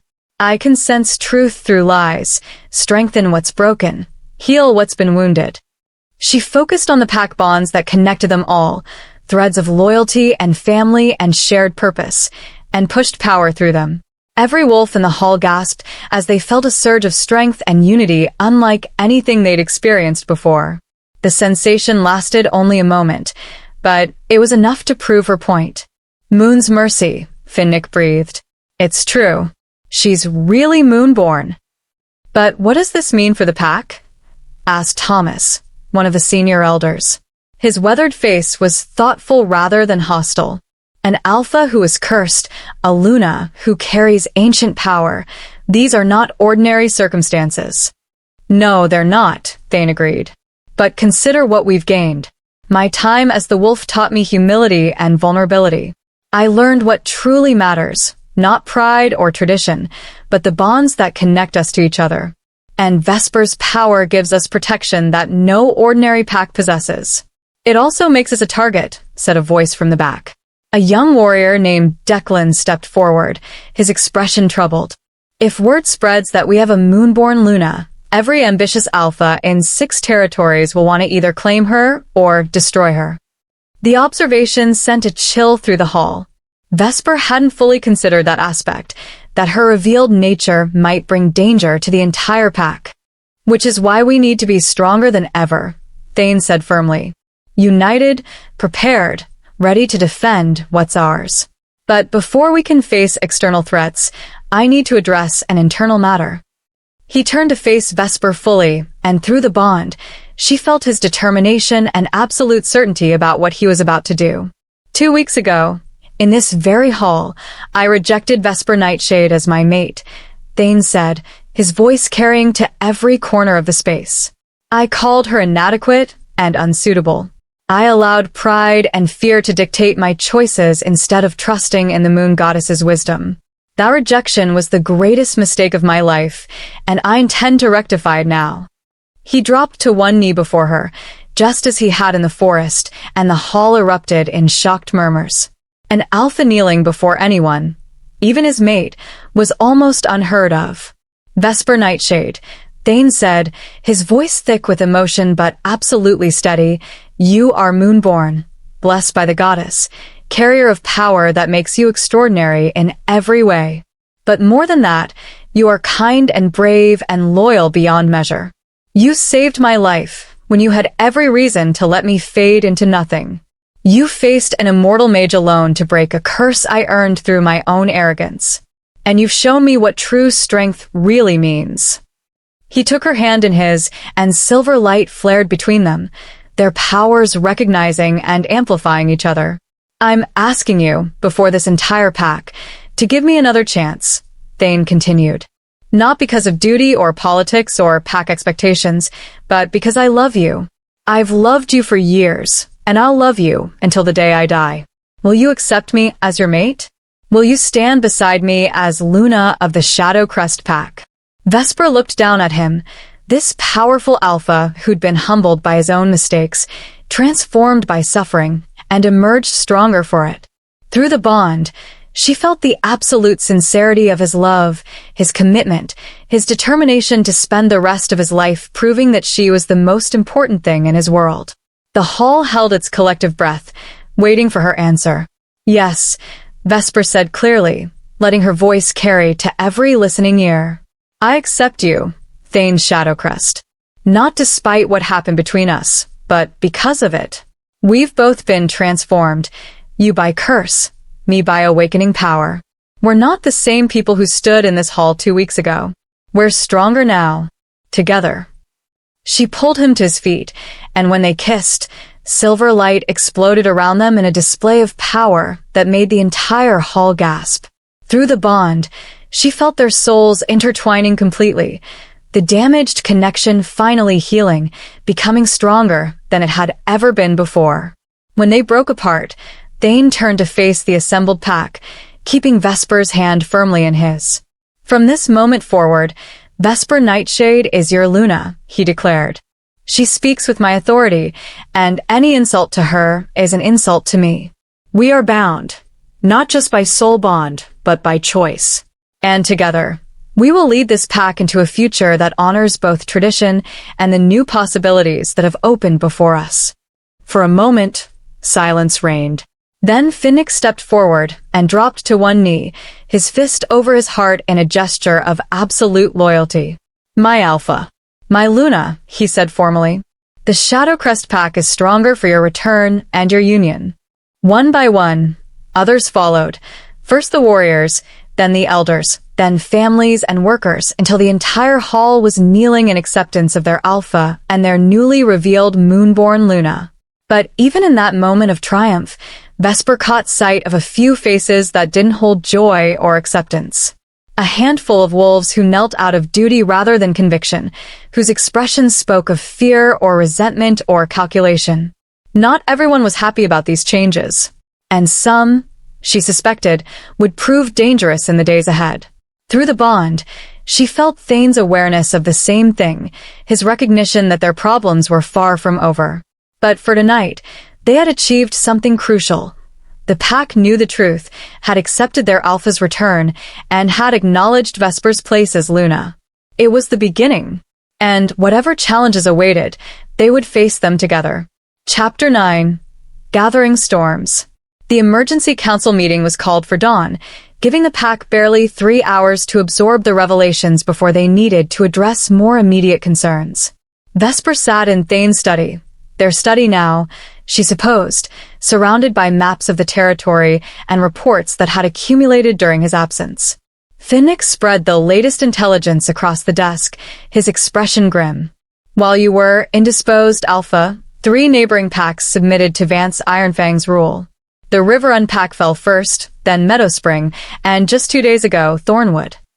Thane studied the map, his jaw tightening as he absorbed the strategic implications.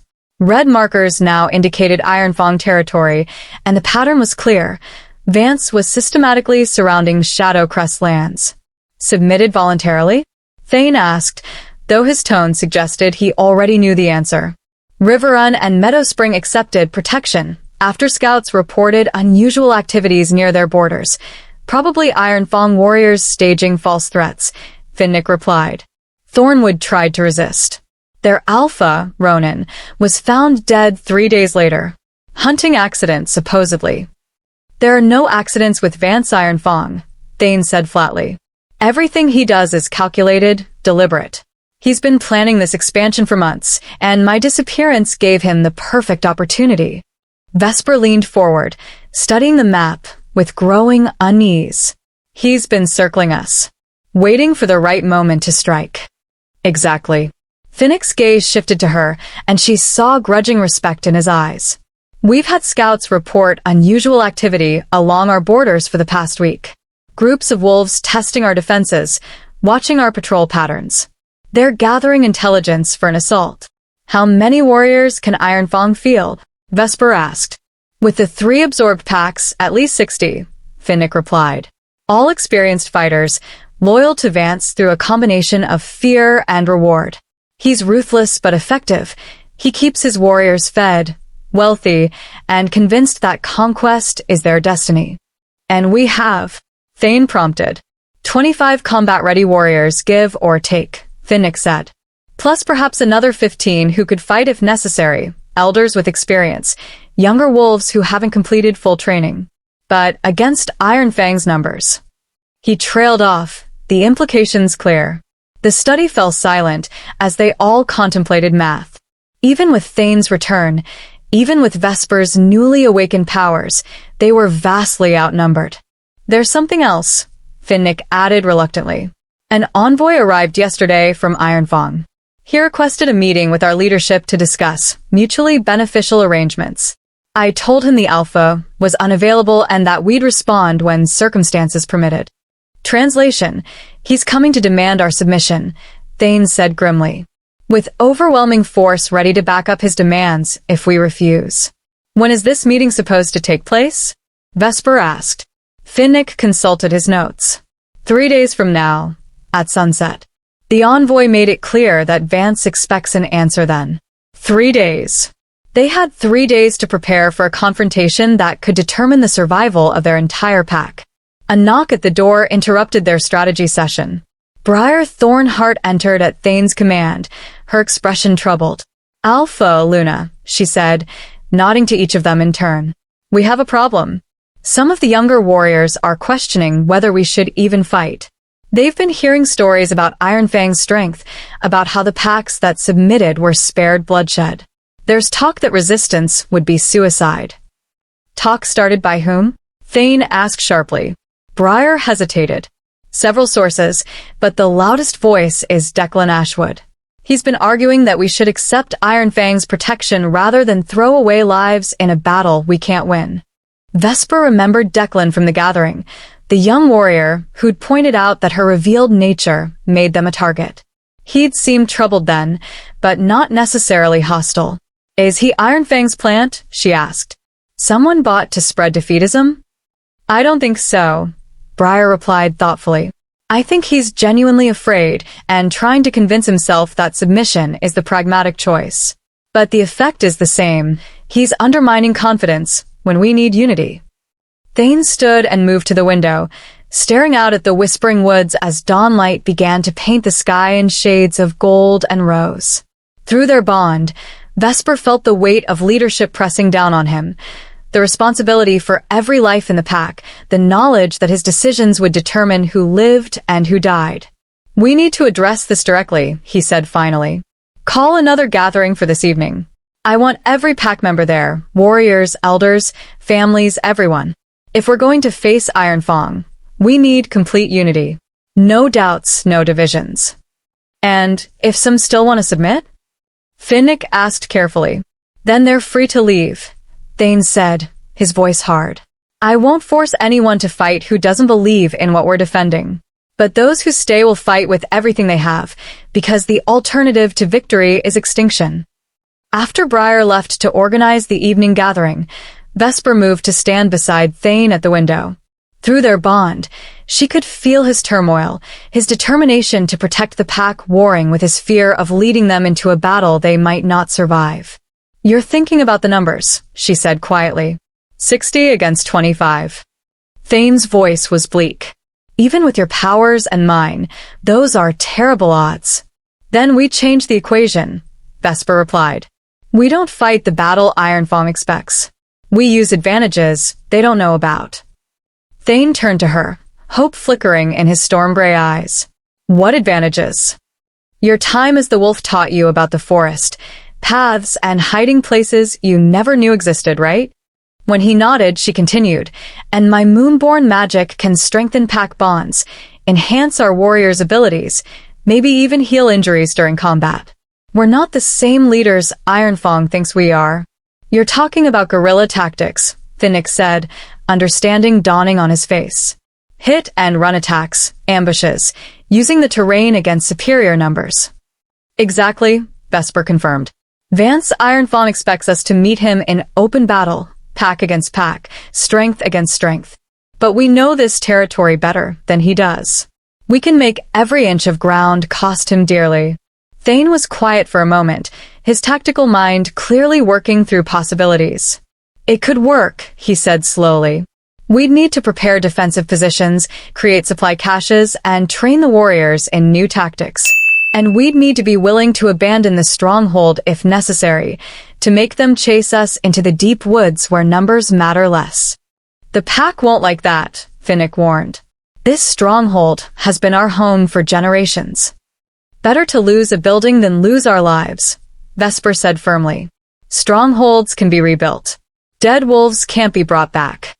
Through the bond, she felt Thane's surge of pride at her words, his recognition that she was thinking like a true Luna, willing to make hard choices for the good of the pack.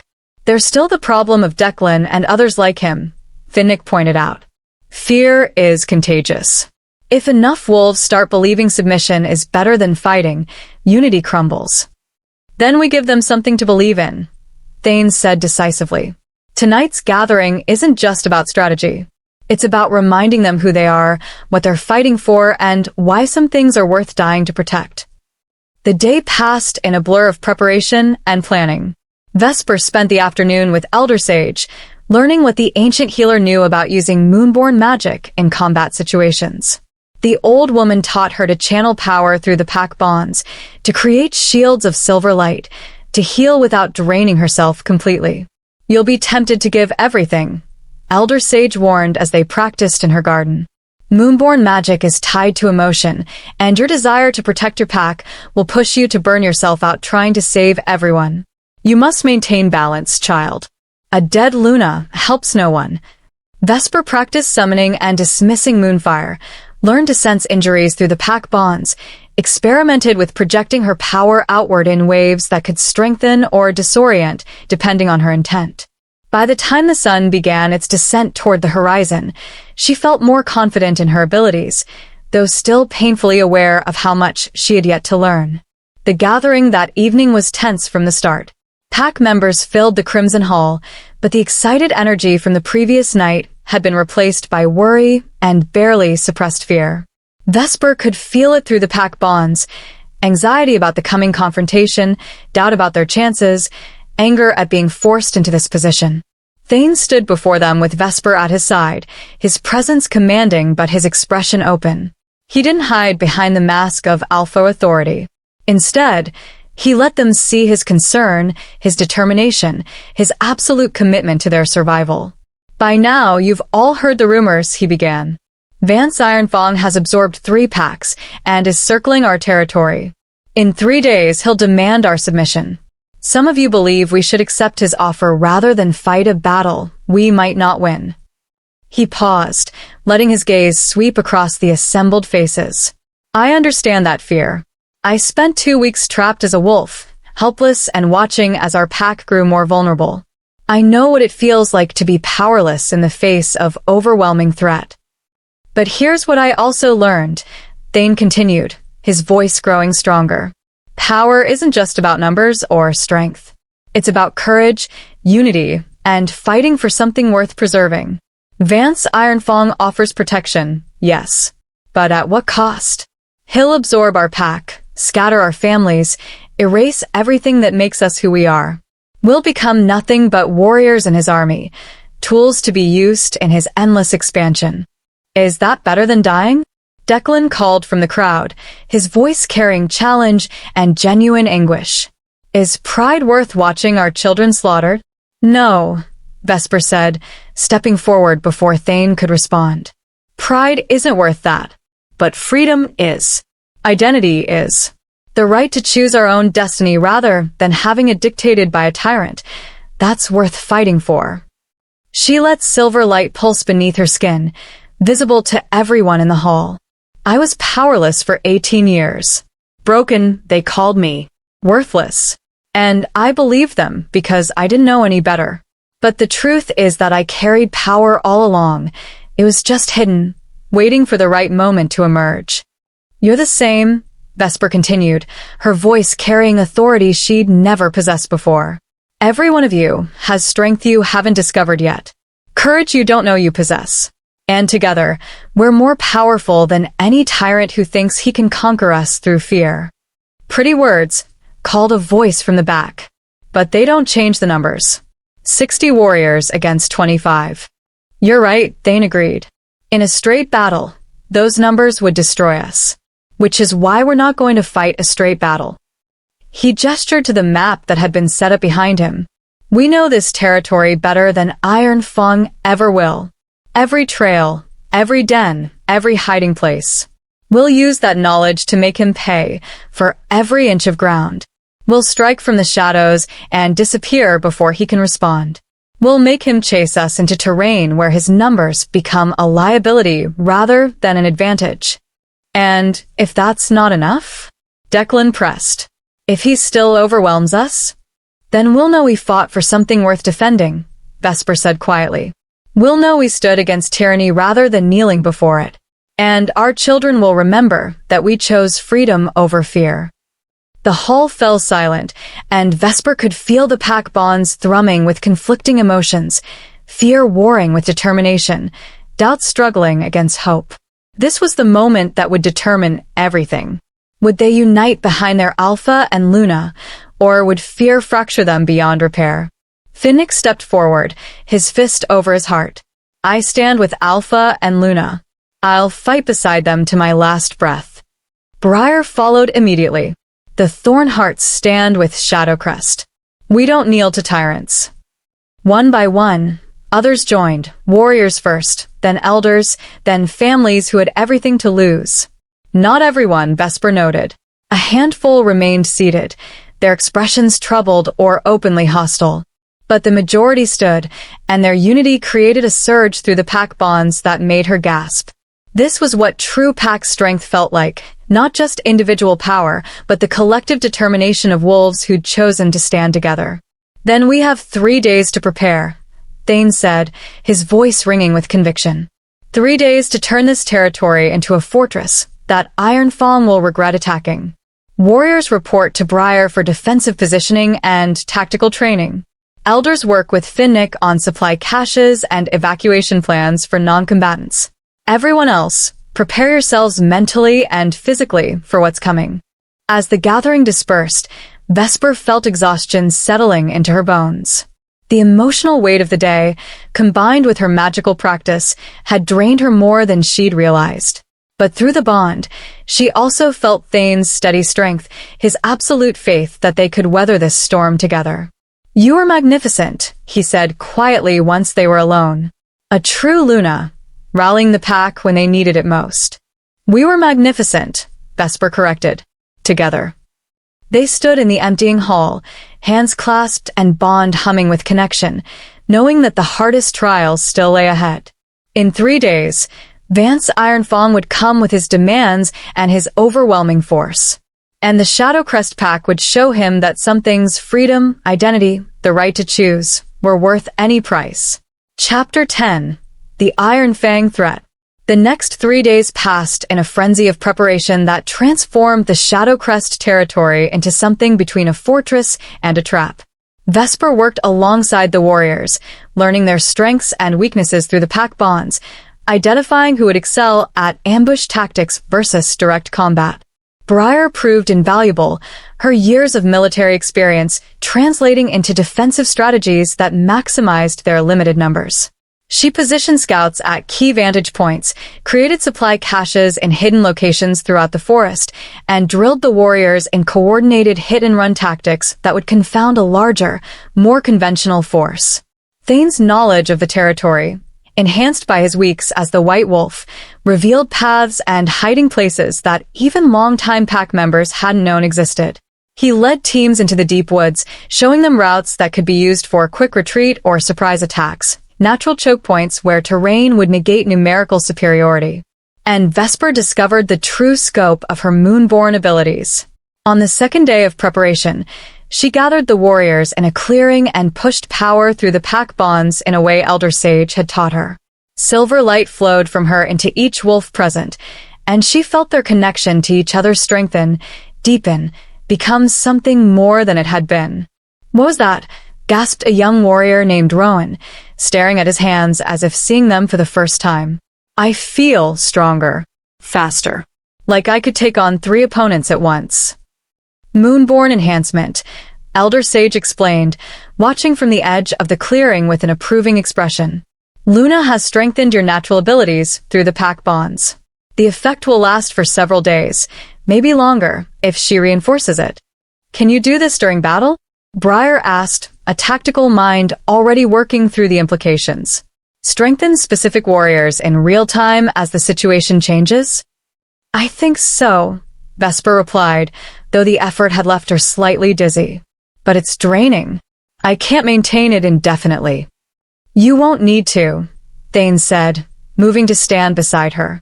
Through their bond, he pushed some of his own strength into her, and the dizziness faded. "We fight smart, not long. Quick strikes, then retreat before they can bring their full force to bear." But not everyone was convinced by their preparations. On the evening before Ironfang's envoy was due to arrive, Declan approached Vesper as she was checking one of the supply caches near the forest's edge. "Luna," he said, his voice respectful but troubled. "May I speak freely?" "Of course," Vesper replied, straightening from her inspection of medical supplies. Declan glanced around to ensure they were alone, then spoke in a rush.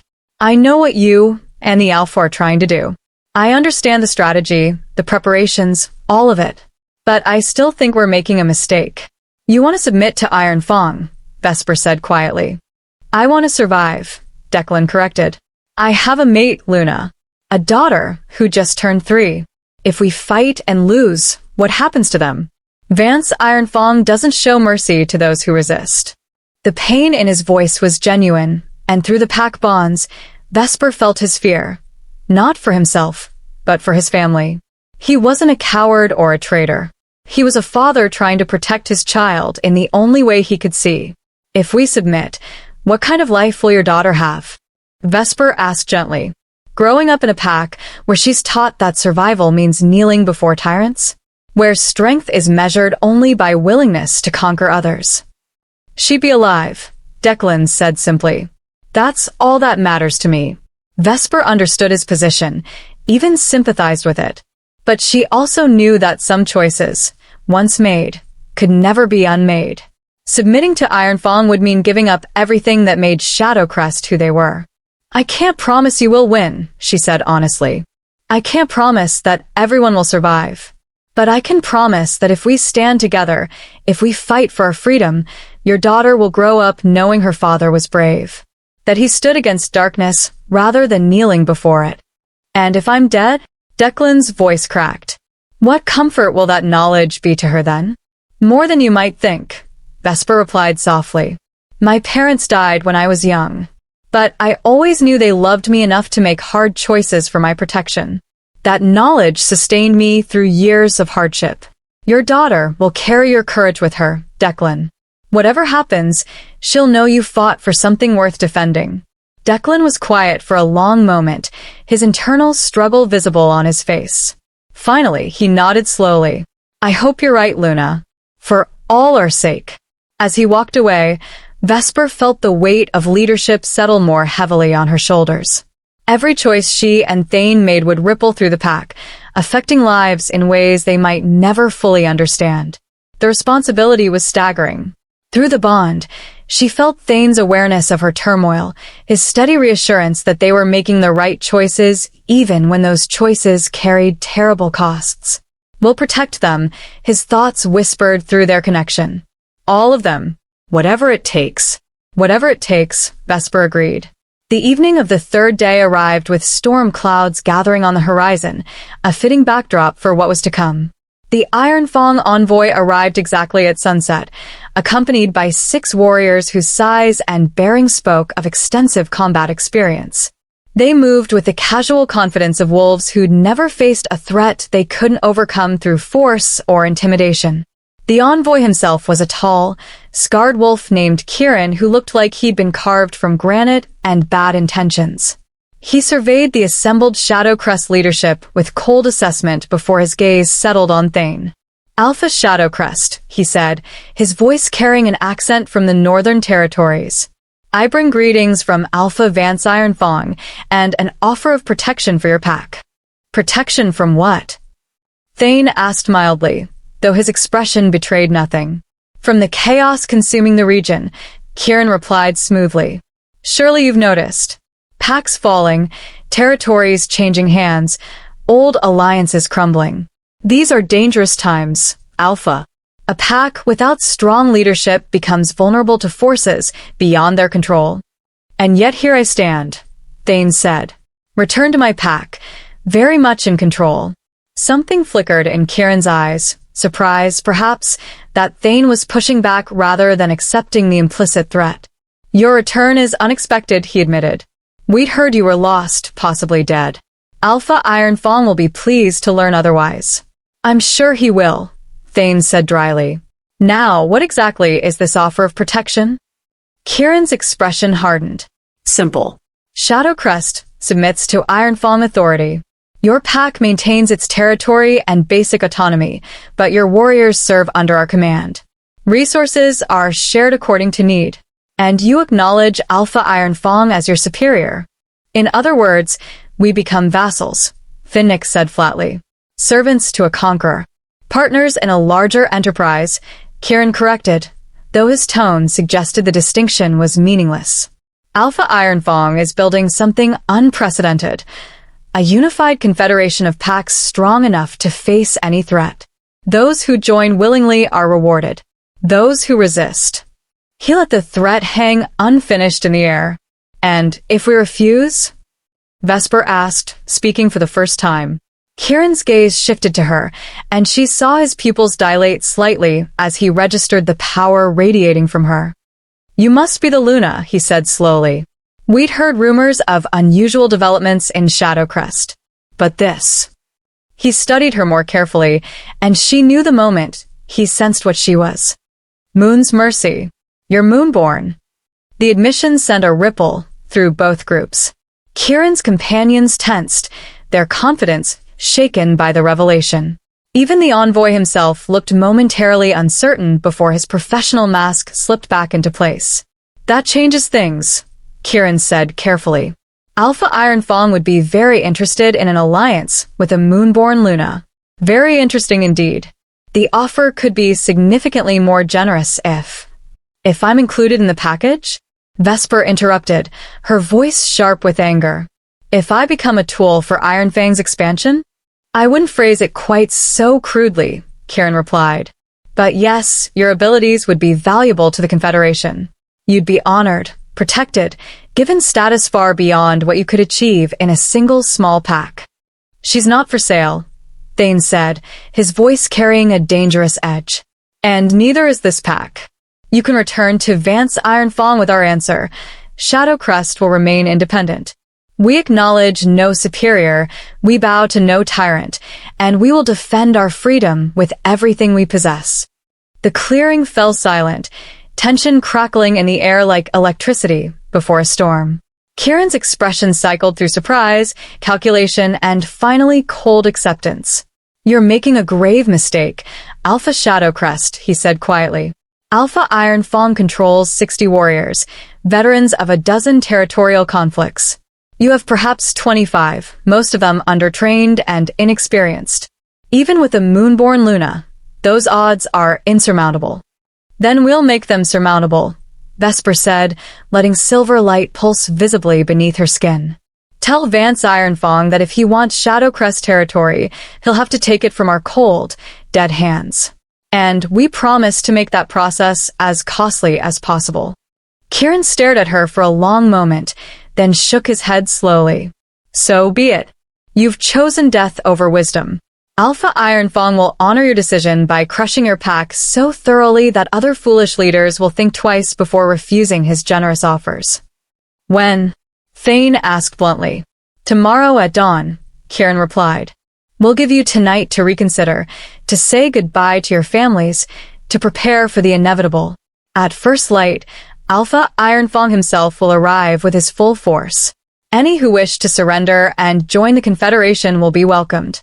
The rest, he shrugged. The rest will serve as an example.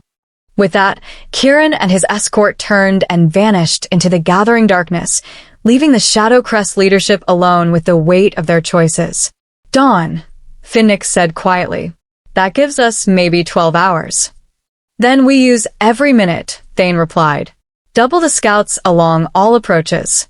Move non-combatants to the deep forest evacuation point. Warriors get one final briefing on tactics and positioning. I need to reinforce the enhancements, Vesper added. Make sure everyone's at peak strength when the battle starts. They dispersed to their tasks, and the stronghold transformed into controlled chaos as final preparations were made. Families said tearful goodbyes. Warriors checked and rechecked weapons. Scouts vanished into the woods to monitor Ironfang's approach. Vesper spent hours moving among the warriors, strengthening their abilities through the pack bonds, offering reassurance and confidence where fear threatened to take hold. With each wolf she touched, she felt their determination growing, their belief that maybe, just maybe, they could actually survive this. Near midnight, she found Thane standing alone on the stronghold's highest tower, staring out at the whispering woods. Through their bond, she felt his turmoil, his certainty that they'd made the right choice, warring with his terror that his decision would get his entire pack killed. Second thoughts? She asked softly, moving to stand beside him. 1,000 of them, Thane admitted. Every time I close my eyes, I see all the ways this could go wrong. All the wolves who might die because I was too proud to submit. It's not pride, Vesper said firmly. It's a principle. There's a difference. Is there? When the dead are being counted, will that distinction matter? Vesper took his hand, threading her fingers through his. Yes. Because the alternative is watching our pack slowly die in spirit, if not in body. Becoming nothing but tools in Ironfang's endless expansion. That's not survival, Thane. That's just a slower death. He pulled her close, and they stood together in the darkness, drawing strength from their bond and from each other. Tomorrow would bring violence and terror, and quite possibly death. But tonight, they had this, a moment of peace before the storm, a shared certainty that they were fighting for something worth any sacrifice. I love you, Thane said quietly. I need you to know that in case tomorrow... Don't, Vesper interrupted. Don't talk like that. We're going to survive this. Both of us. Together. Together. Thane agreed, and kissed her with a desperation that spoke of all the words left unspoken, all the tomorrows they hoped to see. As the moon rose over the whispering woods, the Shadowcrest pack prepared for the battle that would determine their fate. Some prayed to the moon goddess. Others sharpened weapons or reinforced defensive positions.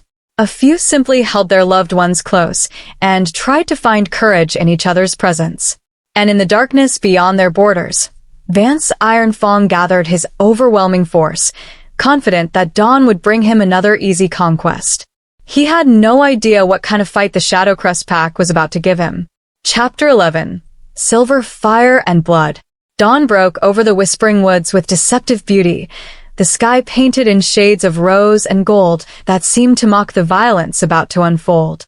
Vesper stood with Thane at the forest's edge, watching as Vance Ironfang's force emerged from the tree line like a dark tide. 60 warriors. The reports hadn't been exaggerated. They moved with military precision, arranged in formation that spoke of extensive training and absolute confidence. At their center rode Vance himself, A massive wolf in human form, broad-shouldered and radiating the kind of casual dominance that came from years of unchallenged conquest. Impressive, isn't it? Vance called across the clearing, his voice carrying easily despite the distance. This is what real power looks like, Shadowcrest. This is what you've chosen to face rather than accept my generous offer. Generosity would have been leaving us alone. Thane replied, his voice steady despite the odds arrayed against them. What you offered was enslavement dressed in pretty words. Vance laughed, the sound devoid of real humor, still clinging to delusions of independence. How admirable. How foolish. His gaze shifted to Vesper, and she felt his assessment like oil sliding across her skin. But I understand now why you're so confident. A Moonborn Luna. That does complicate things. More than you know, Vesper said, letting silver light pulse beneath her skin in clear warning. Perhaps, Vance agreed. But Moonborn or not, you're still vastly outnumbered. I'm going to give you one final chance to reconsider. Surrender now, and I'll be merciful. Your pack can join mine with minimal bloodshed. You, Luna, will be treated with the honor your power deserves. And if we refuse? Thane asked, though everyone present knew the answer. Then I'll crush you so thoroughly that other packs will tell stories of this day for generations. Vance's expression hardened. They'll speak of what happens to those who defy Vance Ironfang. Choose quickly, Alpha. My patience is not infinite. Through the pack bonds, Vesper felt her wolves, hidden in carefully prepared positions throughout the forest, waiting for the signal to spring their trap. She felt their fear, yes, but underneath it burned determination and a fierce loyalty that made her chest tighten with pride. We choose freedom, Thane said clearly. We choose to fight. So be it. Vance raised his hand, and his warriors surged forward with a roar that shook the very air. The battle that followed would be remembered in pack legends for centuries, not because it was the largest or bloodiest, but because it redefined what was possible when courage and cunning faced overwhelming force. The Ironfang warriors charged across the clearing in a tight formation, expecting to overwhelm Shadowcrest's defenses through sheer numbers and momentum. Instead, they found themselves running into a kill zone that Briar had spent 3 days perfecting. Hidden archers released arrows from elevated positions, targeting the front ranks. The projectiles weren't meant to kill. Silver-tipped arrows were expensive and rare, but to disrupt formation and create chaos. As the leading Ironfang warriors stumbled or fell, those behind crashed into them, turning organized advance into confused tangle. Now! Thane's voice rang out, and Shadowcrest warriors exploded from concealed positions on the flanks. They didn't try to engage directly. Instead, they struck like lightning, quick, devastating hits against confused targets before vanishing back into the forest. It was guerrilla warfare at its finest, using terrain and surprise to negate numerical superiority. Vesper remained at the forest's edge, her consciousness expanded through the pack bonds to encompass every Shadowcrest warrior. She could feel each of them, their positions, their condition, their needs. When a young warrior named Soren took a vicious slash to his shoulder, she pushed healing energy through the bond, knitting torn flesh just enough to keep him fighting. When Briar's squad found themselves surrounded by 8 Ironfang warriors, Vesper poured enhancement through their connection, making them faster and stronger just long enough to fight their way clear. But the effort was draining her rapidly. Each use of her power pulled from reserves that weren't infinite, and there were so many Shadowcrest wolves who needed her help. Through their mate bond, Thane sensed her growing exhaustion. Pull back, his thoughts whispered urgently. You can't sustain this. I have to, Vesper responded. They need. Her thought was cut off as something slammed into the magical awareness she'd extended through the pack bonds. Power, ancient and malevolent, seeking the source of Shadowcrest's coordinated defense. She gasped as the hostile magic found her, and suddenly Vance Ironfang was there, having crossed the battlefield with supernatural speed. There you are, he said, his smile cold and predatory. The heart of their resistance. Remove you, and they fall apart like dominoes. He struck with devastating force, claws extended and aimed for her throat. Vesper barely managed to throw up a shield of silver light, and even then the impact sent her staggering backward. "Impressive," Vance acknowledged, circling her like a wolf stalking prey. "But you're already exhausted from maintaining those enhancements. How long can you keep this up? How long before you falter, and I tear out your throat?" A roar of pure rage answered him as Thane crashed into Vance from the side, his own transformation partially triggered so that he fought with claws and enhanced strength. The two alphas collided with earth-shaking force, trading blows that would have killed ordinary wolves instantly. But Vance was older, more experienced, and fighting with the confidence of someone who'd never faced a real challenge. He absorbed Thane's assault, turned it aside, and landed a devastating strike that sent the Shadowcrest Alpha flying backward to crash against a tree with bone-breaking force. "Pathetic," Vance sneered. "Is this really the best you can?" He never finished the sentence. Silver fire exploded from Vesper's position, a wave of Moonborn power so intense it turned night into day. Vance screamed as the magical flames washed over him, burning not his flesh but something deeper, his spirit, his will, his very essence. The Iron Fang Alpha staggered backward, smoke rising from his body where the moonfire had touched him. His confident expression had been replaced by something Vesper suspected he rarely showed: fear. What are you?" he gasped. "I'm someone who's tired of tyrants," Vesper replied, and unleashed another wave of silver fire. This time, Vance was ready.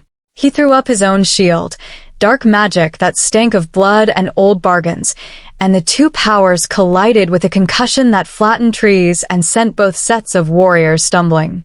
The battle raged around them, but Vesper was only dimly aware of it now. Her entire focus had narrowed to the Alpha before her, to the contest of wills and power that would determine everything. Vance was strong. Stronger than she'd anticipated. He wielded magic that spoke of pacts with entities best left unnamed, power bought with sacrifices she didn't want to imagine. And he was using it with brutal efficiency, hammering at her defenses with relentless force. But Vesper had something he didn't: the pack bonds. Every Shadowcrest wolf fighting for survival was connected to her, and their collective determination, their shared courage, flowed through those connections like a river feeding her power. She wasn't fighting alone. She was fighting with her entire pack. Silver light blazed brighter, fed by 24 hearts beating in desperate unity. Vesper shaped that power into a spear of pure moonfire and drove it toward Vance, with everything she had. The Iron Fang Alpha's shield shattered like glass. The moonfire spear punched through his defenses and slammed into his chest, and Vance Ironfang, conqueror of 3 packs, self-proclaimed builder of a new order, fell to his knees with an expression of absolute disbelief. "Impossible," he whispered. "You're just a girl." "I'm Luna of the Shadowcrest pack," Vesper interrupted, her voice ringing with authority that made the very air tremble. "And you made the mistake of threatening my family." She raised her hand, prepared to end this, to destroy Vance completely and remove his threat forever. But through the pack bonds, she felt Thane's consciousness reaching out to her, and his message was clear: "Don't. This isn't who you are." Vesper hesitated, power crackling around her fingers like barely contained lightning. Vance had terrorized 3 packs, had murdered alphas who resisted, had come here prepared to slaughter everyone she loved. He deserved death. Deserved to be erased so completely that even his memory would fade. But Thane was right. Killing in battle was one thing. Executing a defeated enemy in cold blood was something else entirely, a line that, once crossed, would change who she was fundamentally. "Yield," she said instead, her voice carrying to every warrior on the battlefield. "Order your wolves to stand down, or I'll show you exactly what Moonborn power can do to someone when I'm not holding back." For a long moment, silence reigned. Then Vance, still on his knees with moonfire dancing across his skin, let out a sound that might have been a laugh or a sob. "Stand down," he called hoarsely to his warriors. "The battle is over. We've lost." The effect was immediate. Iron Fang warriors who'd been fighting with absolute confidence suddenly faltered, confusion replacing their earlier determination. They looked to their alpha, their invincible leader who'd never failed them, and saw him defeated, kneeling before a Moonborn Luna whose power burned like a second sun. One by one, they lowered their weapons and stepped back, the fight draining out of them like water from a broken vessel. Vesper maintained her power for another moment, making sure the surrender was genuine, then allowed the silver fire to fade. Exhaustion crashed over her like a physical weight, and she swayed on her feet before Thane was there, catching her before she could fall. "I've got you," he murmured against her ear. "You were magnificent. You saved us all." Through the pack bonds, Vesper felt the cost of victory. 3 Shadowcrest warriors had fallen. Young Rowan, who'd questioned her power just days ago, Elder Thomas, who'd fought despite his age, and Declan, who died protecting his squad when they'd been cornered. The grief was crushing, but mixed with it was pride and a fierce, defiant joy. They'd won. Against impossible odds, against overwhelming force, they'd actually won. Vance Iron Fang had been defeated by the pack he'd expected to crush without effort. And word of this day would spread through the territories like wildfire, changing the political landscape in ways none of them could fully anticipate. But that was tomorrow's concern. Today, they'd achieved something that would become legend. The day Shadowcrest stood against a tyrant and emerged victorious. As the sun climbed higher, burning away the morning mist, Vesper looked out across a battlefield littered with wounded and exhausted warriors. Both sides had paid a price for this confrontation. But only one side had fought for freedom rather than conquest. And freedom, she'd learned, was always worth fighting for. Chapter 12. The Price of Victory. The aftermath of the battle was somehow worse than the fighting itself.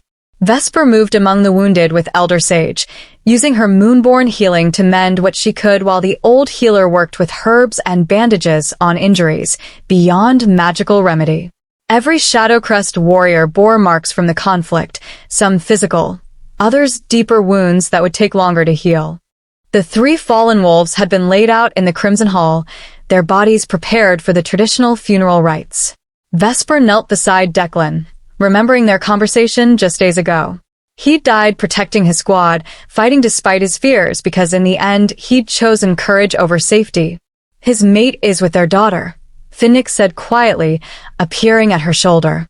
"I told her that Declan died a hero, that he saved 3 other warriors when they were cornered." "It's true," Vesper replied, her voice thick with grief. "I felt it through the pack bonds. He could have retreated, could have saved himself. But he chose to stand and fight so others could escape." "That's what you gave him, Luna," Finnick said. "You and the Alpha. You showed him that some things are worth dying for. That courage isn't the absence of fear, but the choice to act despite it." Through the damaged windows, casualties of the battle's magical exchanges, Vesper could see Thane dealing with Vance Iron Fang and his warriors. The Iron Fang Alpha was being held under guard, stripped of weapons and wrapped in silver chains that suppressed his more dangerous abilities.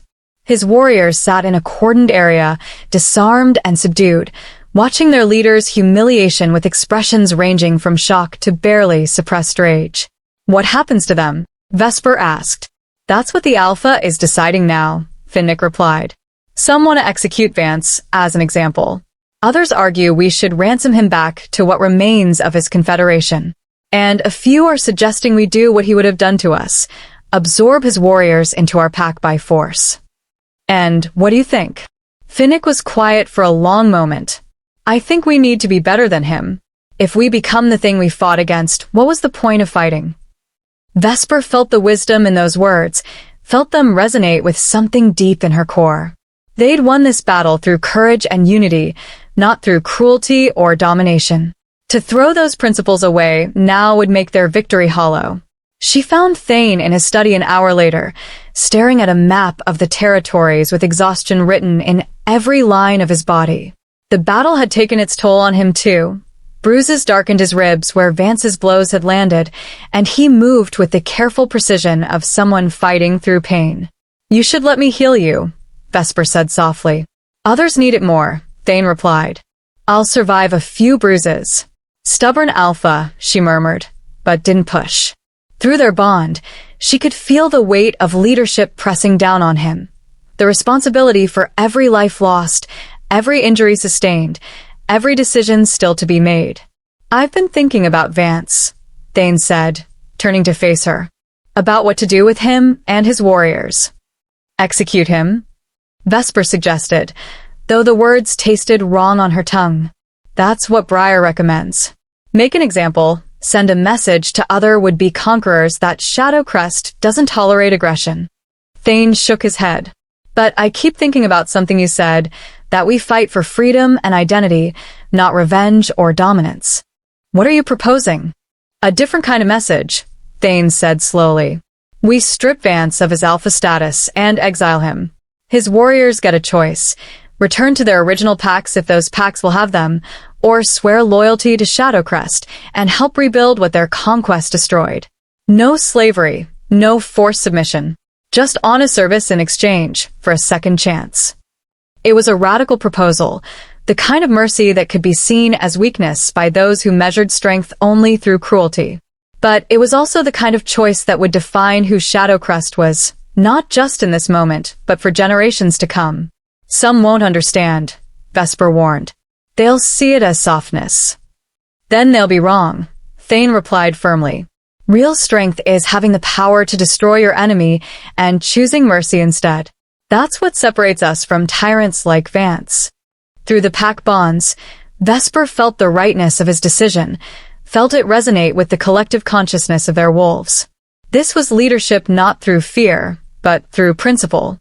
This was the kind of pack worth fighting for. I support you, she said. Whatever happens, we face it together. The announcement was made that evening in the courtyard, with both Shadowcrest and Iron Fang warriors present. Vance stood at the center, still bound in silver chains, his earlier arrogance replaced by something that looked like genuine confusion. Vance Ironfang, Thane declared, his voice carrying to every listening ear, you came to our territory with conquest in mind. You threatened our pack, demanded our submission, and forced us into battle that cost lives on both sides. By rights, I could execute you here and now, and few would question that justice. Vance's jaw tightened, but he said nothing. Instead, I'm stripping you of your alpha status and exiling you from these territories, Thane continued. You'll leave with nothing but the clothes on your back and a warning. If you ever threaten another pack, if you ever again try to build power through fear and domination, you'll answer to Shadowcrest. And next time, we won't be merciful. The gathered warriors, both Shadowcrest and Iron Fang, erupted in surprised murmurs. This wasn't how these situations typically ended. As for your warriors, Thane said, raising his voice to be heard over the noise, you have a choice. Return to your original packs if they'll accept you. Or swear honest loyalty to Shadowcrest and help rebuild what your conquest damaged. No slavery, no forced submission. Just service freely given in exchange for a fresh start. He paused, letting that sink in before continuing. This is who Shadowcrest is. We don't conquer or dominate. We protect and defend. We offer second chances to those willing to earn them. If you choose to stay, you'll be judged by your actions going forward, not your mistakes of the past. Silence followed his words, broken only by the wind rustling through the trees. Then, slowly, an Iron Fang warrior stepped forward, a scarred female named Rhiannon who'd fought with particular ferocity during the battle. I was from the River Unpack before Iron Fang absorbed us, she said quietly.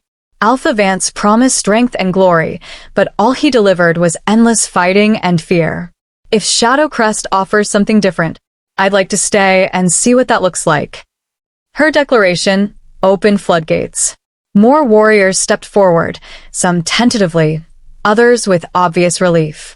Not all of them, perhaps 15 warriors chose to depart with Vance, either out of continued loyalty or unwillingness to serve former enemies.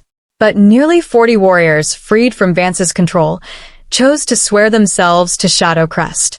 Vesper felt each oath through the pack bonds as they were spoken, felt new threads weaving into the collective consciousness that connected them all.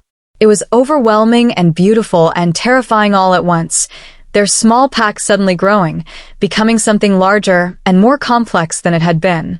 When the ceremony concluded and Vance was led away under armed escort to be deposited beyond Shadowcrest borders, Finnick approached with an expression that mixed respect with concern. "We just tripled our pack size," he said quietly. "That's going to create challenges, integrating warriors with different training, different loyalties, different expectations. Then we'll face those challenges." Thane replied. Together. Together, Finnick agreed, though his worry was palpable through the bonds. The days that followed were a blur of integration and adjustment. The new warriors needed to be taught Shadowcrest ways, needed to understand that strength here meant something different than it had under Vance's rule. Some adapted quickly, grateful for leadership that valued them as individuals rather than tools. Others struggled with the transition, their old habits clashing with new expectations. Vesper found herself in the unlikely role of mediator, using the pack bonds to sense tensions before they erupted into open conflict. She held councils where grievances could be aired, facilitated conversations between old Shadowcrest members and former Ironfang warriors, and worked tirelessly to forge unity from diversity. It was exhausting work, but through it all, she felt the pack growing stronger. Not just in numbers, but in the kind of deep connection that came from shared purpose and mutual respect. On the 7th day after the battle, as Vesper was working with a group of former Ironfang warriors on coordinated tactics, a messenger arrived from the Northern Territories. The young wolf was travel-worn and clearly exhausted, but his message was urgent enough that he'd pushed himself to reach them. "Luna," he gasped, dropping to one knee before her. "I bring words from the Winterfrost pack. Their Alpha requests immediate audience with you and Alpha Shadowcrest." "About what?" Vesper asked, though unease was already coiling in her stomach. "About an alliance," the messenger replied. "Word of your victory over Ironfang has spread through every territory. Other packs are watching, waiting to see what kind of leaders you'll become. Alpha Winterfrost wants to discuss mutual protection, a confederation built on cooperation rather than conquest." Vesper's mind reeled with the implications. They'd fought to preserve their independence, and now other packs were looking to them for leadership. The responsibility was staggering. Through their bond, she felt Thane's awareness of the messenger's arrival, his own complicated reaction to this news. "We need to talk," his thoughts whispered. "Agreed," Vesper responded. But beneath her anxiety about these new political complications, she felt something else stirring, a reminder that she'd made a bargain that still needed to be honored. Lucian Darkweaver had given her 3 months before she needed to begin her year and 1 day of service. Those 3 months were almost up. Soon, she would have to leave Shadowcrest, leave Thane and the pack she'd fought so hard to protect, and venture into the unknown to fulfill her debt to an immortal mage whose true intentions remained mysterious. The thought filled her with dread, but also with a strange sense of anticipation. She'd changed so much in the past few weeks. She'd discovered powers she'd never imagined, claimed her place as Luna, helped defeat a tyrant, and forged a pack that was becoming something unprecedented. What would the next year bring? What would Lucian teach her? And when she returned, what kind of leader would she have become? These questions swirled through her mind as she stood in the courtyard, surrounded by the pack she'd helped save, feeling the weight of destiny settling on her shoulders like a familiar cloak. The broken girl was gone forever, replaced by a Luna whose story was still being written. And the next chapter was about to begin. Chapter 13. The Mage's Call. 2 weeks after the battle with Ironfang, Vesper woke from a dream that wasn't quite a dream. In it, Lucian Darkweaver stood in the stone circle where she'd first unlocked her power, his expression unreadable as he stared at her across an impossible distance. "Time grows short, little wolf," his voice echoed through her mind. "Your bargain comes due. 3 nights from now, when the moon is dark, come to the circle. Alone. Your year and 1 day of service begins." Vesper jolted awake, her heart hammering and silver light flickering beneath her skin in instinctive response to the magical intrusion. Beside her, Thane stirred, immediately alert to her distress through their bond.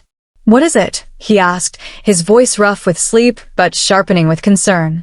Lucian, Vesper replied, the name tasting like copper on her tongue. He's calling in the dead. 3 days from now, I have to leave. Through their bond, she felt Thane's complex surge of emotions, anger at the mage for claiming her, fear for what might happen during her service, and underneath it all, a desperate wish that they could have more time together before she had to go. 3 days, he repeated, sitting up fully. That's not enough time. We need to prepare. To what? Vesper interrupted gently. We knew this was coming, Thane. The bargain was clear. 1 year and 1 day in exchange for breaking your curse. A bargain you made before you knew what it would cost, Thane said, his voice tight with barely suppressed emotion. Before you became Luna, before you led this pack to victory, before we'd built something worth protecting. Can't we negotiate? Offer him something else in exchange for what? Breaking an oath sworn to an immortal. Vesper shook her head. You know that's not how these bargains work. The price was set, and I agreed to it. Trying to back out now would bring consequences worse than a year of service. Thane pulled her close, and for a moment they simply held each other, drawing comfort from their bond and the solid warmth of physical contact. Outside, the stronghold was beginning to wake, warriors heading to morning patrol, families stirring in their quarters, the everyday sounds of a pack adjusting to its new, larger reality. I don't want to let you go, Thane admitted quietly. I just got you back. We just found each other. And now I have to fulfill a promise, Vesper finished. But it's only a year, Thane. 12 months. I'll return to you. Nothing Lucian can teach me, nothing he asks me to do, will change that. Through their bond, she felt his desperate need to believe her, warring with his fear that the mage who'd cursed him might have plans for his mate that neither of them could anticipate. The announcement was made that morning in the Crimson Hall, and the pack's reaction was immediate and visceral. Fear rippled through the bonds. Luna was leaving. Their Moonborn protector would be gone for an entire year, and who knew what dangers might arise in her absence. This is madness, Briar declared, her scarred face tight with worry. We just established ourselves as a force to be reckoned with. Word is spreading about our Moonborn Luna. And now you're going to vanish for a year? Other packs will see it as a weakness, as an opportunity to test our defenses. Then we'll prove them wrong, Thane said firmly. Luna made a bargain that saved my life and, by extension, saved this entire pack. We honor that sacrifice by standing strong in her absence and being worthy of her when she returns. But how do we know she'll return? Asked a voice from the crowd, one of the former Ironfang warriors, a male named Soren who'd been among the first to swear loyalty to Shadowcrest. How do we know this mage won't keep her, won't use her power for his own purposes indefinitely? Because I gave my word, Vesper said, letting her voice carry authority that silenced the murmuring crowd. I promised 1 year and 1 day, and that's exactly what I'll give. When that time is complete, nothing will keep me from returning home. She let silver light pulse beneath her skin, a visible reminder of the power she carried. During my absence, the pack bonds will remain. I'll feel you, even across whatever distance separates us. And if there's true danger, if the pack faces threats beyond what you can handle, I'll know. The connection we share doesn't break just because I'm physically elsewhere. It was partially truth and partially hope. She wasn't entirely certain how the pack bonds would function while she was serving Lucian. But the pack needed confidence, needed to believe that their Luna wouldn't truly abandon them. Finnick stepped forward, his expression thoughtful. We should use this time to strengthen what we've built. Integrate the new warriors fully, establish training protocols, reach out to other packs about potential alliances. When Luna returns, she should find us stronger than when she left. Agreed, Thane said. And I'll maintain our defensive preparations. Luna broke Vance's Ironfang, but there will be others with ambitions. We need to be ready for whatever comes. The meeting dispersed with plans being made and responsibilities assigned. But underneath the practical discussions, Vesper could feel the pack's anxiety through the bonds, fear of the unknown, worry about facing challenges without their Moonborn Luna, grief at losing the leader who'd proven herself so spectacularly just weeks ago. The next 3 days passed in a blur of preparation and painful goodbyes. Vesper spent hours with Elder Sage, learning what the ancient healer knew about surviving service to immortal beings. The old woman's advice was both practical and ominous. "Lucian will test you," Elder Sage warned as they walked through her garden. "Not just your power, but your character, your limits, your willingness to compromise your principles. Immortals don't think like mortals. They work on timescales that span centuries, and they care little for individual comfort or preference." "How do I survive a year with someone like that?" Vesper asked.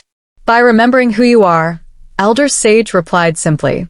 "By holding on to the connections that matter, your mate, your pack, your purpose. Lucian will try to shape you into something useful to him. Your challenge is to learn what he teaches while remaining fundamentally yourself." Vesper also spent time with each of the senior pack members, ensuring they understood her expectations for the year ahead. With Briar, she reviewed defensive strategies and potential threats.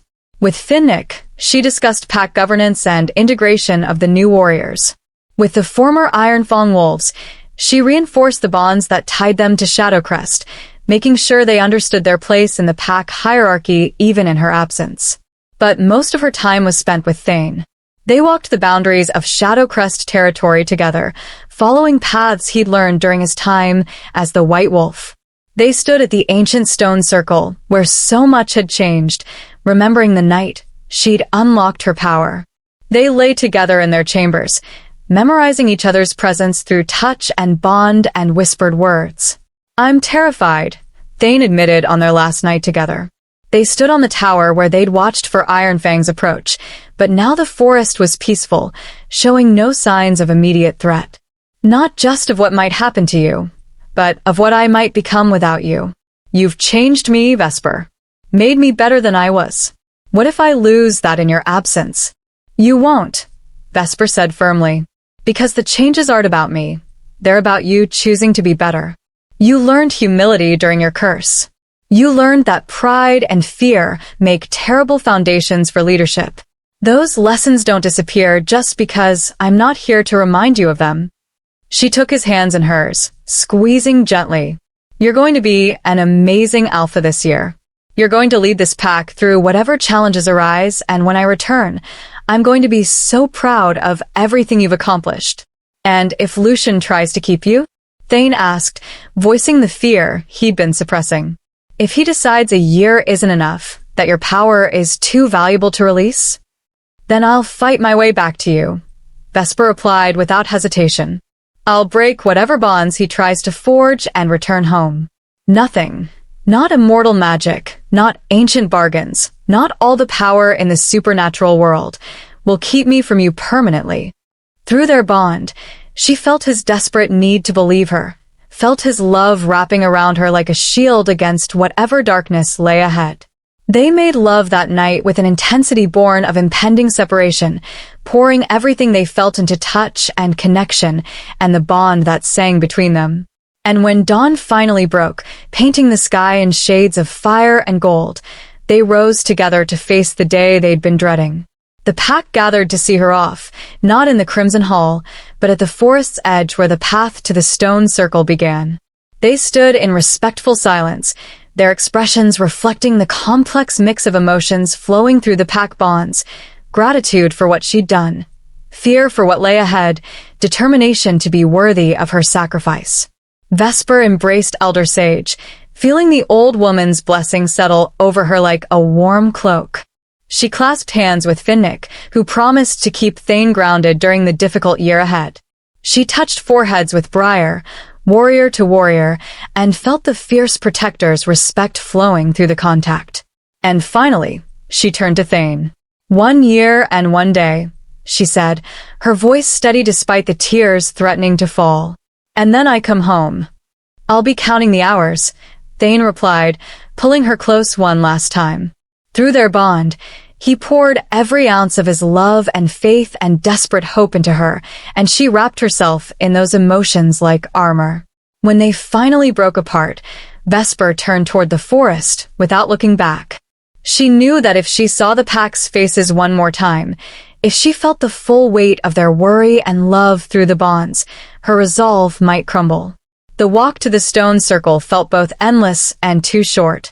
Each step took her farther from everything she'd built, everyone she loved, and closer to a year of unknown challenges and mysterious lessons from an immortal whose true motives remained unclear. But she'd made a bargain, and Vesper Nightshade honored her word. The stone circle was exactly as she remembered. Ancient monuments covered in writhing symbols, the air thick with concentrated magic that made her skin prickle. And standing at its center, looking exactly as he had weeks ago, was Lucian Darkweaver. Punctual, he observed with approval. I appreciate that as an apprentice. I'm not your apprentice, Vesper corrected, letting silver light pulse beneath her skin in warning. I'm fulfilling a bargain. 1 year and 1 day of service, nothing more. Of course, Lucian agreed, though his smile suggested he found her distinction amusing. Shall we begin? He extended his hand, and Vesper saw that his palm glowed with symbols that matched those on the standing stones, ancient magic that predated pack law and mortal understanding. Take my hand, Lucian instructed, and I'll transport us to where your training will take place. Fair warning, the journey is unpleasant for those unaccustomed to traversing between spaces. Vesper hesitated for just a moment, feeling the pack bonds stretching as she prepared to leave Shadowcrest territory. Through them, she felt Thane's presence, solid, loving, absolutely certain that she would return to him. That certainty gave her courage. She took Lucian's hand, and the world dissolved into silver light and impossible sensation. For a moment that felt like eternity, she existed everywhere and nowhere, caught between spaces while reality bent around her. Then, with a jarring snap, she was somewhere else entirely. They stood in a tower that seemed carved from moonlight itself, its walls translucent and shimmering with power. Through windows that appeared and disappeared at random, Vesper caught glimpses of landscapes that couldn't possibly exist in the mortal world. Forests where trees grew upside down, oceans that flowed through the sky, cities built from crystallized time. Welcome to my sanctum, Lucian said, releasing her hand. This is where you'll spend the next year learning to truly master your moonborn gifts, where you'll discover abilities you never imagined and face challenges that will reshape who you are. He moved to a window that showed the whispering woods far below, impossibly far, as if they stood at the pinnacle of a mountain that didn't exist on any map. Your pack looks so small from here, doesn't it? So fragile. So temporary. They're everything to me, Vesper said firmly. And in 1 year and 1 day, I'm going back to them. Lucian turned to face her, and for the first time, she saw something that might have been genuine respect in his ancient eyes. We'll see, little wolf. We'll see if you still feel that way after you've learned what it really means to be moonborn. After you've touched powers that make your recent victories look like children's games. He gestured toward a doorway that hadn't existed a moment before. Your chambers are through there. Rest tonight. Tomorrow, your education truly begins. As Vesper walked toward the doorway, she felt the pack bonds stretching thin but not breaking. She could still sense Thane, still feel the collective presence of Shadowcrest, though the connection was muted by distance and the strange magic of this place. I'm here, she sent through the mate bond, hoping Thane could feel her message. I'm safe. And I'm counting the days until I come home. Through the attenuated connection, she felt his response, relief that she'd arrived safely, love that transcended physical distance, and a promise that he would be waiting when her service was complete. Vesper Nightshade had walked away from everything she'd fought for, everyone she loved, to honor a bargain made in desperation. The next year would test her in ways she couldn't yet imagine, would push her limits and challenge her principles, and reshape her understanding of power itself. But she would endure. She would learn. And she would return home stronger than ever, ready to lead her pack into whatever future awaited them. The year of service had begun. Chapter 14, Homecoming. 1 year and 1 day later. The moon hung full and heavy over the whispering woods as Vesper materialized at the edge of the stone circle, her year of service finally complete. She stood for a moment, simply breathing in the familiar sense of pine and earth and home, feeling the pack bonds that had sustained her through the longest year of her life blazing back to full strength now that she was on Shadowcrest soil. She was different, changed in ways both visible and hidden. Silver light danced beneath her skin with casual ease now, no longer requiring conscious effort to summon. Her eyes held depths they hadn't possessed before, the kind of knowing that came from witnessing things mortals weren't meant to see. And her power, the raw potential she'd possessed a year ago, had been refined into something precise, devastating, and utterly controlled. Lucian had been a demanding teacher, pushing her to limits she hadn't known existed.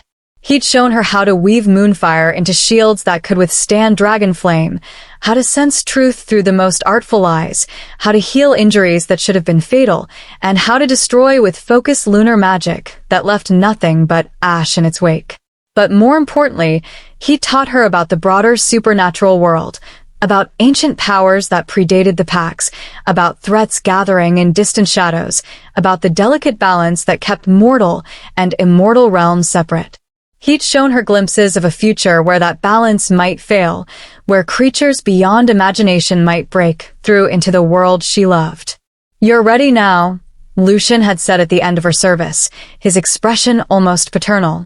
"When the darkness comes, and it will come, little wolf, you'll be one of the few capable of standing against it." The darkness. Vesper had asked, though part of her already knew. "Ancient things are stirring," Lucian had replied cryptically. "Powers that make Vance Ironfawn look like a petulant child. Your pack, your mate, your entire world will need you to be the shield between them and annihilation. That's why I demanded your service, not to use you, but to prepare you for what's coming." Now, standing in the stone circle with those ominous warnings still echoing in her mind, Vesper felt the full weight of what she'd become. She was no longer just a Luna. She was something more, a guardian, a weapon, a bridge between the mortal pack world and the vast, terrifying supernatural forces that existed beyond it.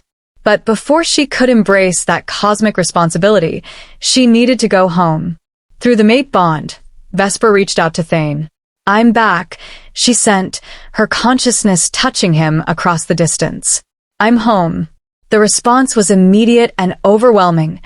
Joy so intense it nearly knocked her to her knees, love that poured through their connection like a flood, and underneath it all, a desperate need to see her, touch her, confirm that she was truly back and whole, and his. "Come to me," Thane's thoughts whispered. Please. "I've been waiting at the forest edge every night for a week, just in case you returned early." Vesper ran through the forest with supernatural speed, her enhanced abilities making the journey that had once taken an hour pass in mere minutes. She burst from the tree line to find Thane standing exactly where he'd promised, at the forest's edge, silhouetted against the lights of the stronghold, looking like he'd been carved from hope and desperation.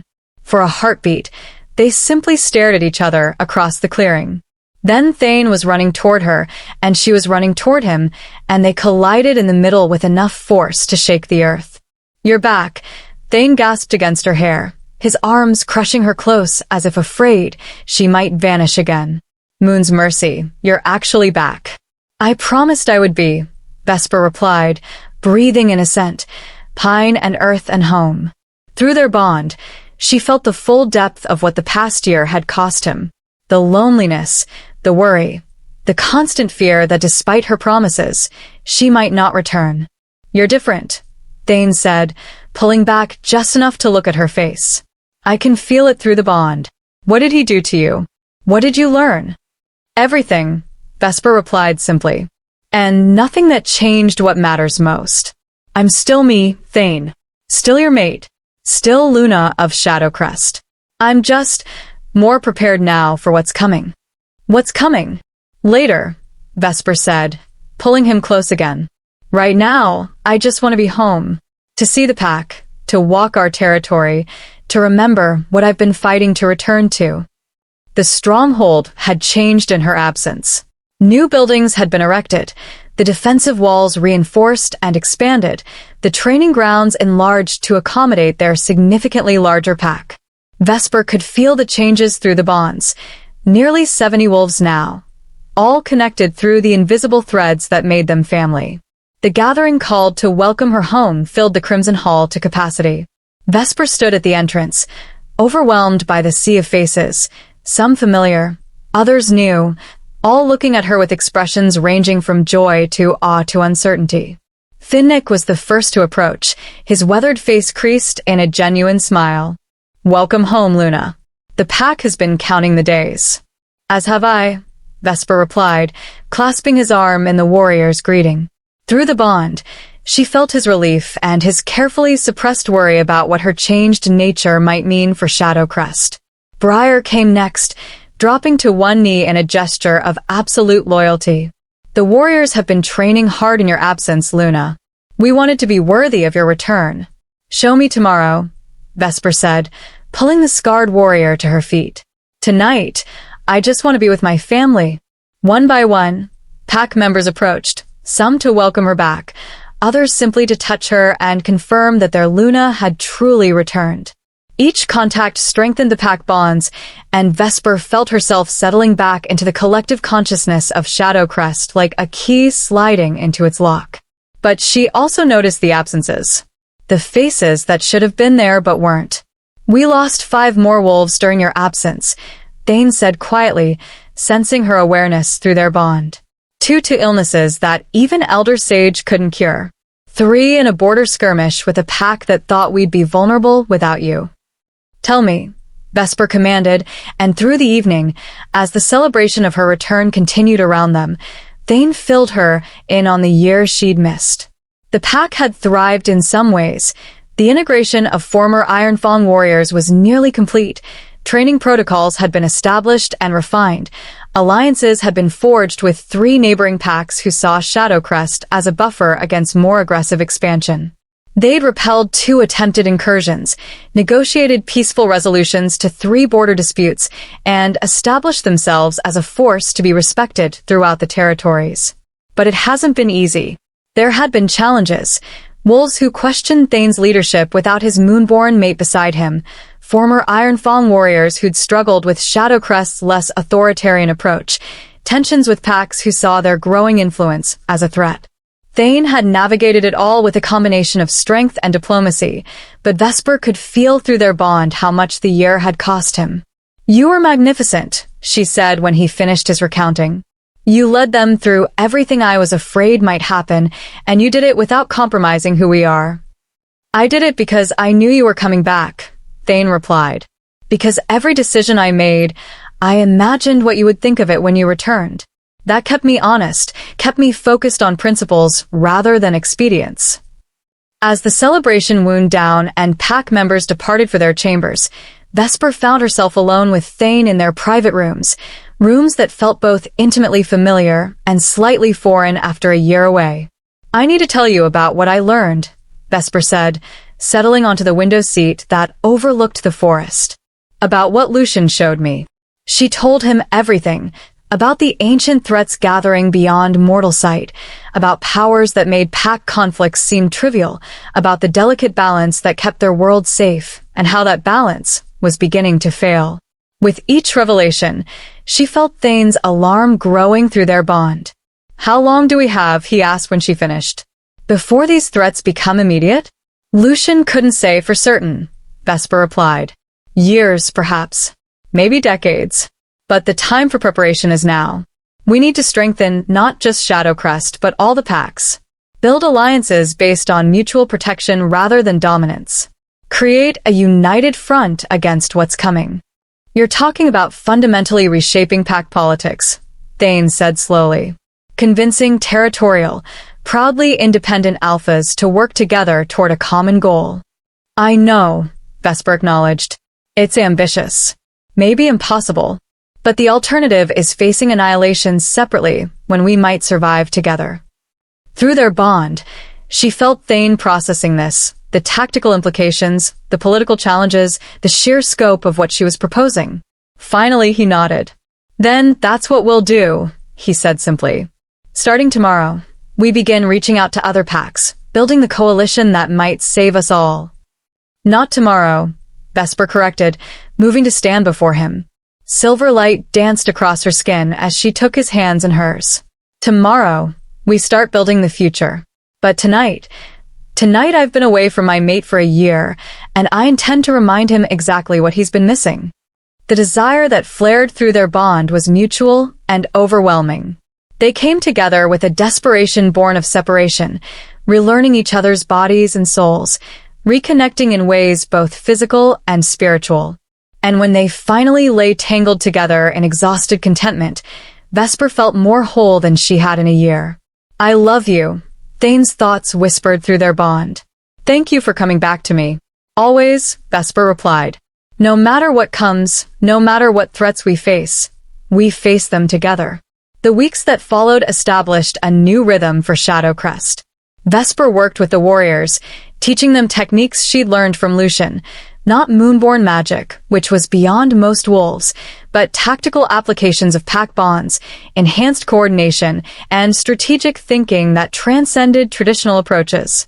She also began reaching out to other alphas, carefully building the network of alliances that might one day stand between the mortal world and ancient darkness.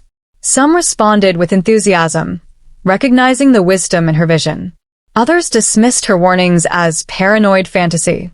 But slowly, steadily, the coalition grew. 6 months after her return, representatives from 12 packs gathered at Shadowcrest for the first Interpack Council in living memory. They debated, argued, and eventually agreed to basic protocols for mutual defense and information sharing. It was a small step, but it was a beginning. Through it all, Vesper and Thane led together, not as Alpha and subordinate Luna, but as true equals, each bringing unique strengths to their partnership. Their bond, tested by separation and strengthened by reunion, became legendary among the packs. Other alphas watched how they led and began reconsidering their own approaches to mate relationships and pack governance. Elder Sage, watching the changes sweeping through the territories, smiled with satisfaction one evening as she and Vesper walked through her garden.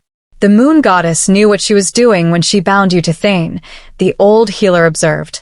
Not just because you love each other, but because together you're reshaping what it means to be packed. You're creating something new, something that might actually survive what's coming. If we're strong enough, Vesper replied, if we can unite in time. You will be, Elder Sage said with confidence, because you've already proven that courage and unity can overcome impossible odds. That lesson will spread, child. And when the darkness finally comes, the packs will remember Luna, who taught them that strength isn't about dominance, it's about standing together. A year after Vesper's return, Shadowcrest had become the de facto center of a growing coalition that spanned 23 packs. They'd established communication networks, coordinated patrol schedules, and created protocols for rapid response to threats. The territories were more united than they'd been in centuries. And on a crisp autumn evening, as Vesper stood with Thane on their tower watching the sun paint the sky in shades of fire, she felt a presence she'd hoped never to sense again. Lucian Darkweaver appeared beside them without warning, his expression grave in ways she'd never seen during her year of service. It's beginning, he said without preamble. Sooner than I anticipated. The ancient powers are stirring, and they're hungry. How long? Thane demanded, though his hand found Vesper's instinctively. Weeks. Maybe days. Lucian's gaze shifted to Vesper, and she saw genuine concern in those immortal eyes. Everything I taught you, everything you've built here, it's going to be tested. Are you ready? Vesper thought of the broken girl she'd been just 2 years ago. The outcast who believed herself powerless, who'd accepted humiliation and rejection as her due. That girl was gone forever, replaced by a Luna who'd faced an immortal's training, who'd defeated a tyrant, who'd united packs that had been enemies for generations. She thought of her pack, 70 wolves bound together by more than blood, united by shared purpose and mutual respect. She thought of the coalition they'd built, the alliances forged, the preparations made against a threat most couldn't even imagine.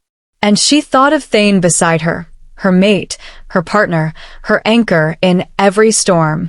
Together, they'd overcome rejection and curse, separation and doubt.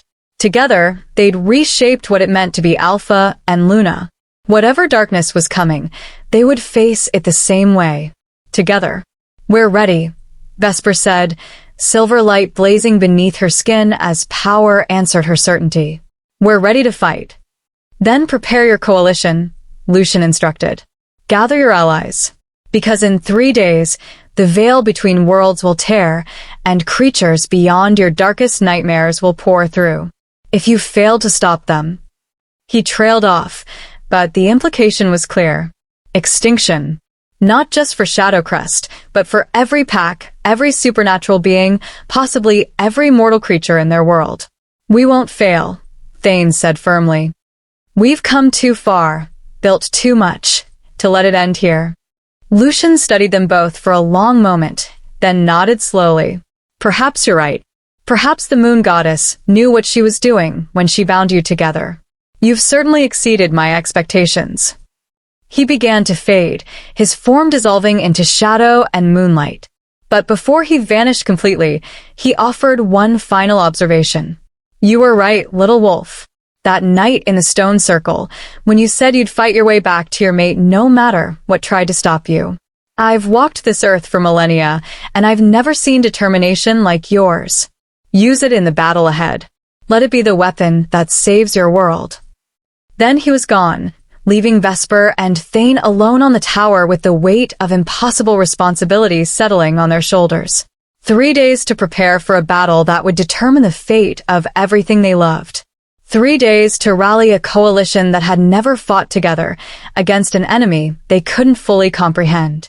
It should have been terrifying. And it was. But through the mate bond, Vesper felt Thane's steady strength, his absolute faith in her and in what they'd built together. And through the pack bonds, she felt Shadowcrest, 70 hearts beating in unified purpose, ready to follow their Luna into whatever darkness awaited. "Send the call," Vesper said, her voice carrying authority that came from power earned and wisdom hard-won. "Tell the coalition to gather at Shadowcrest. Tell them the time has come to stand united or fall separately." "And then?" Thane asked, though he already knew the answer. "Then we fight," Vesper replied, silver light blazing around her like a second sun. "We fight for our pack, for our world, for the future we've been building. And we win. Because failure isn't an option." As messengers raced through the territories carrying their urgent summons, as warriors prepared for a battle unlike any in living memory, Vesper Nightshade stood with Thane Shadowcrest and looked toward the horizon where darkness was gathering. She was Moonborn. She was Luna. She was the bridge between mortal courage and cosmic power. And she was ready to prove that love, unity, and determination could overcome even the most ancient darkness. The broken girl had become a legend. And legends, Vesper knew, were forged in the fires of impossible battles. The greatest test was coming, but she wouldn't face it alone.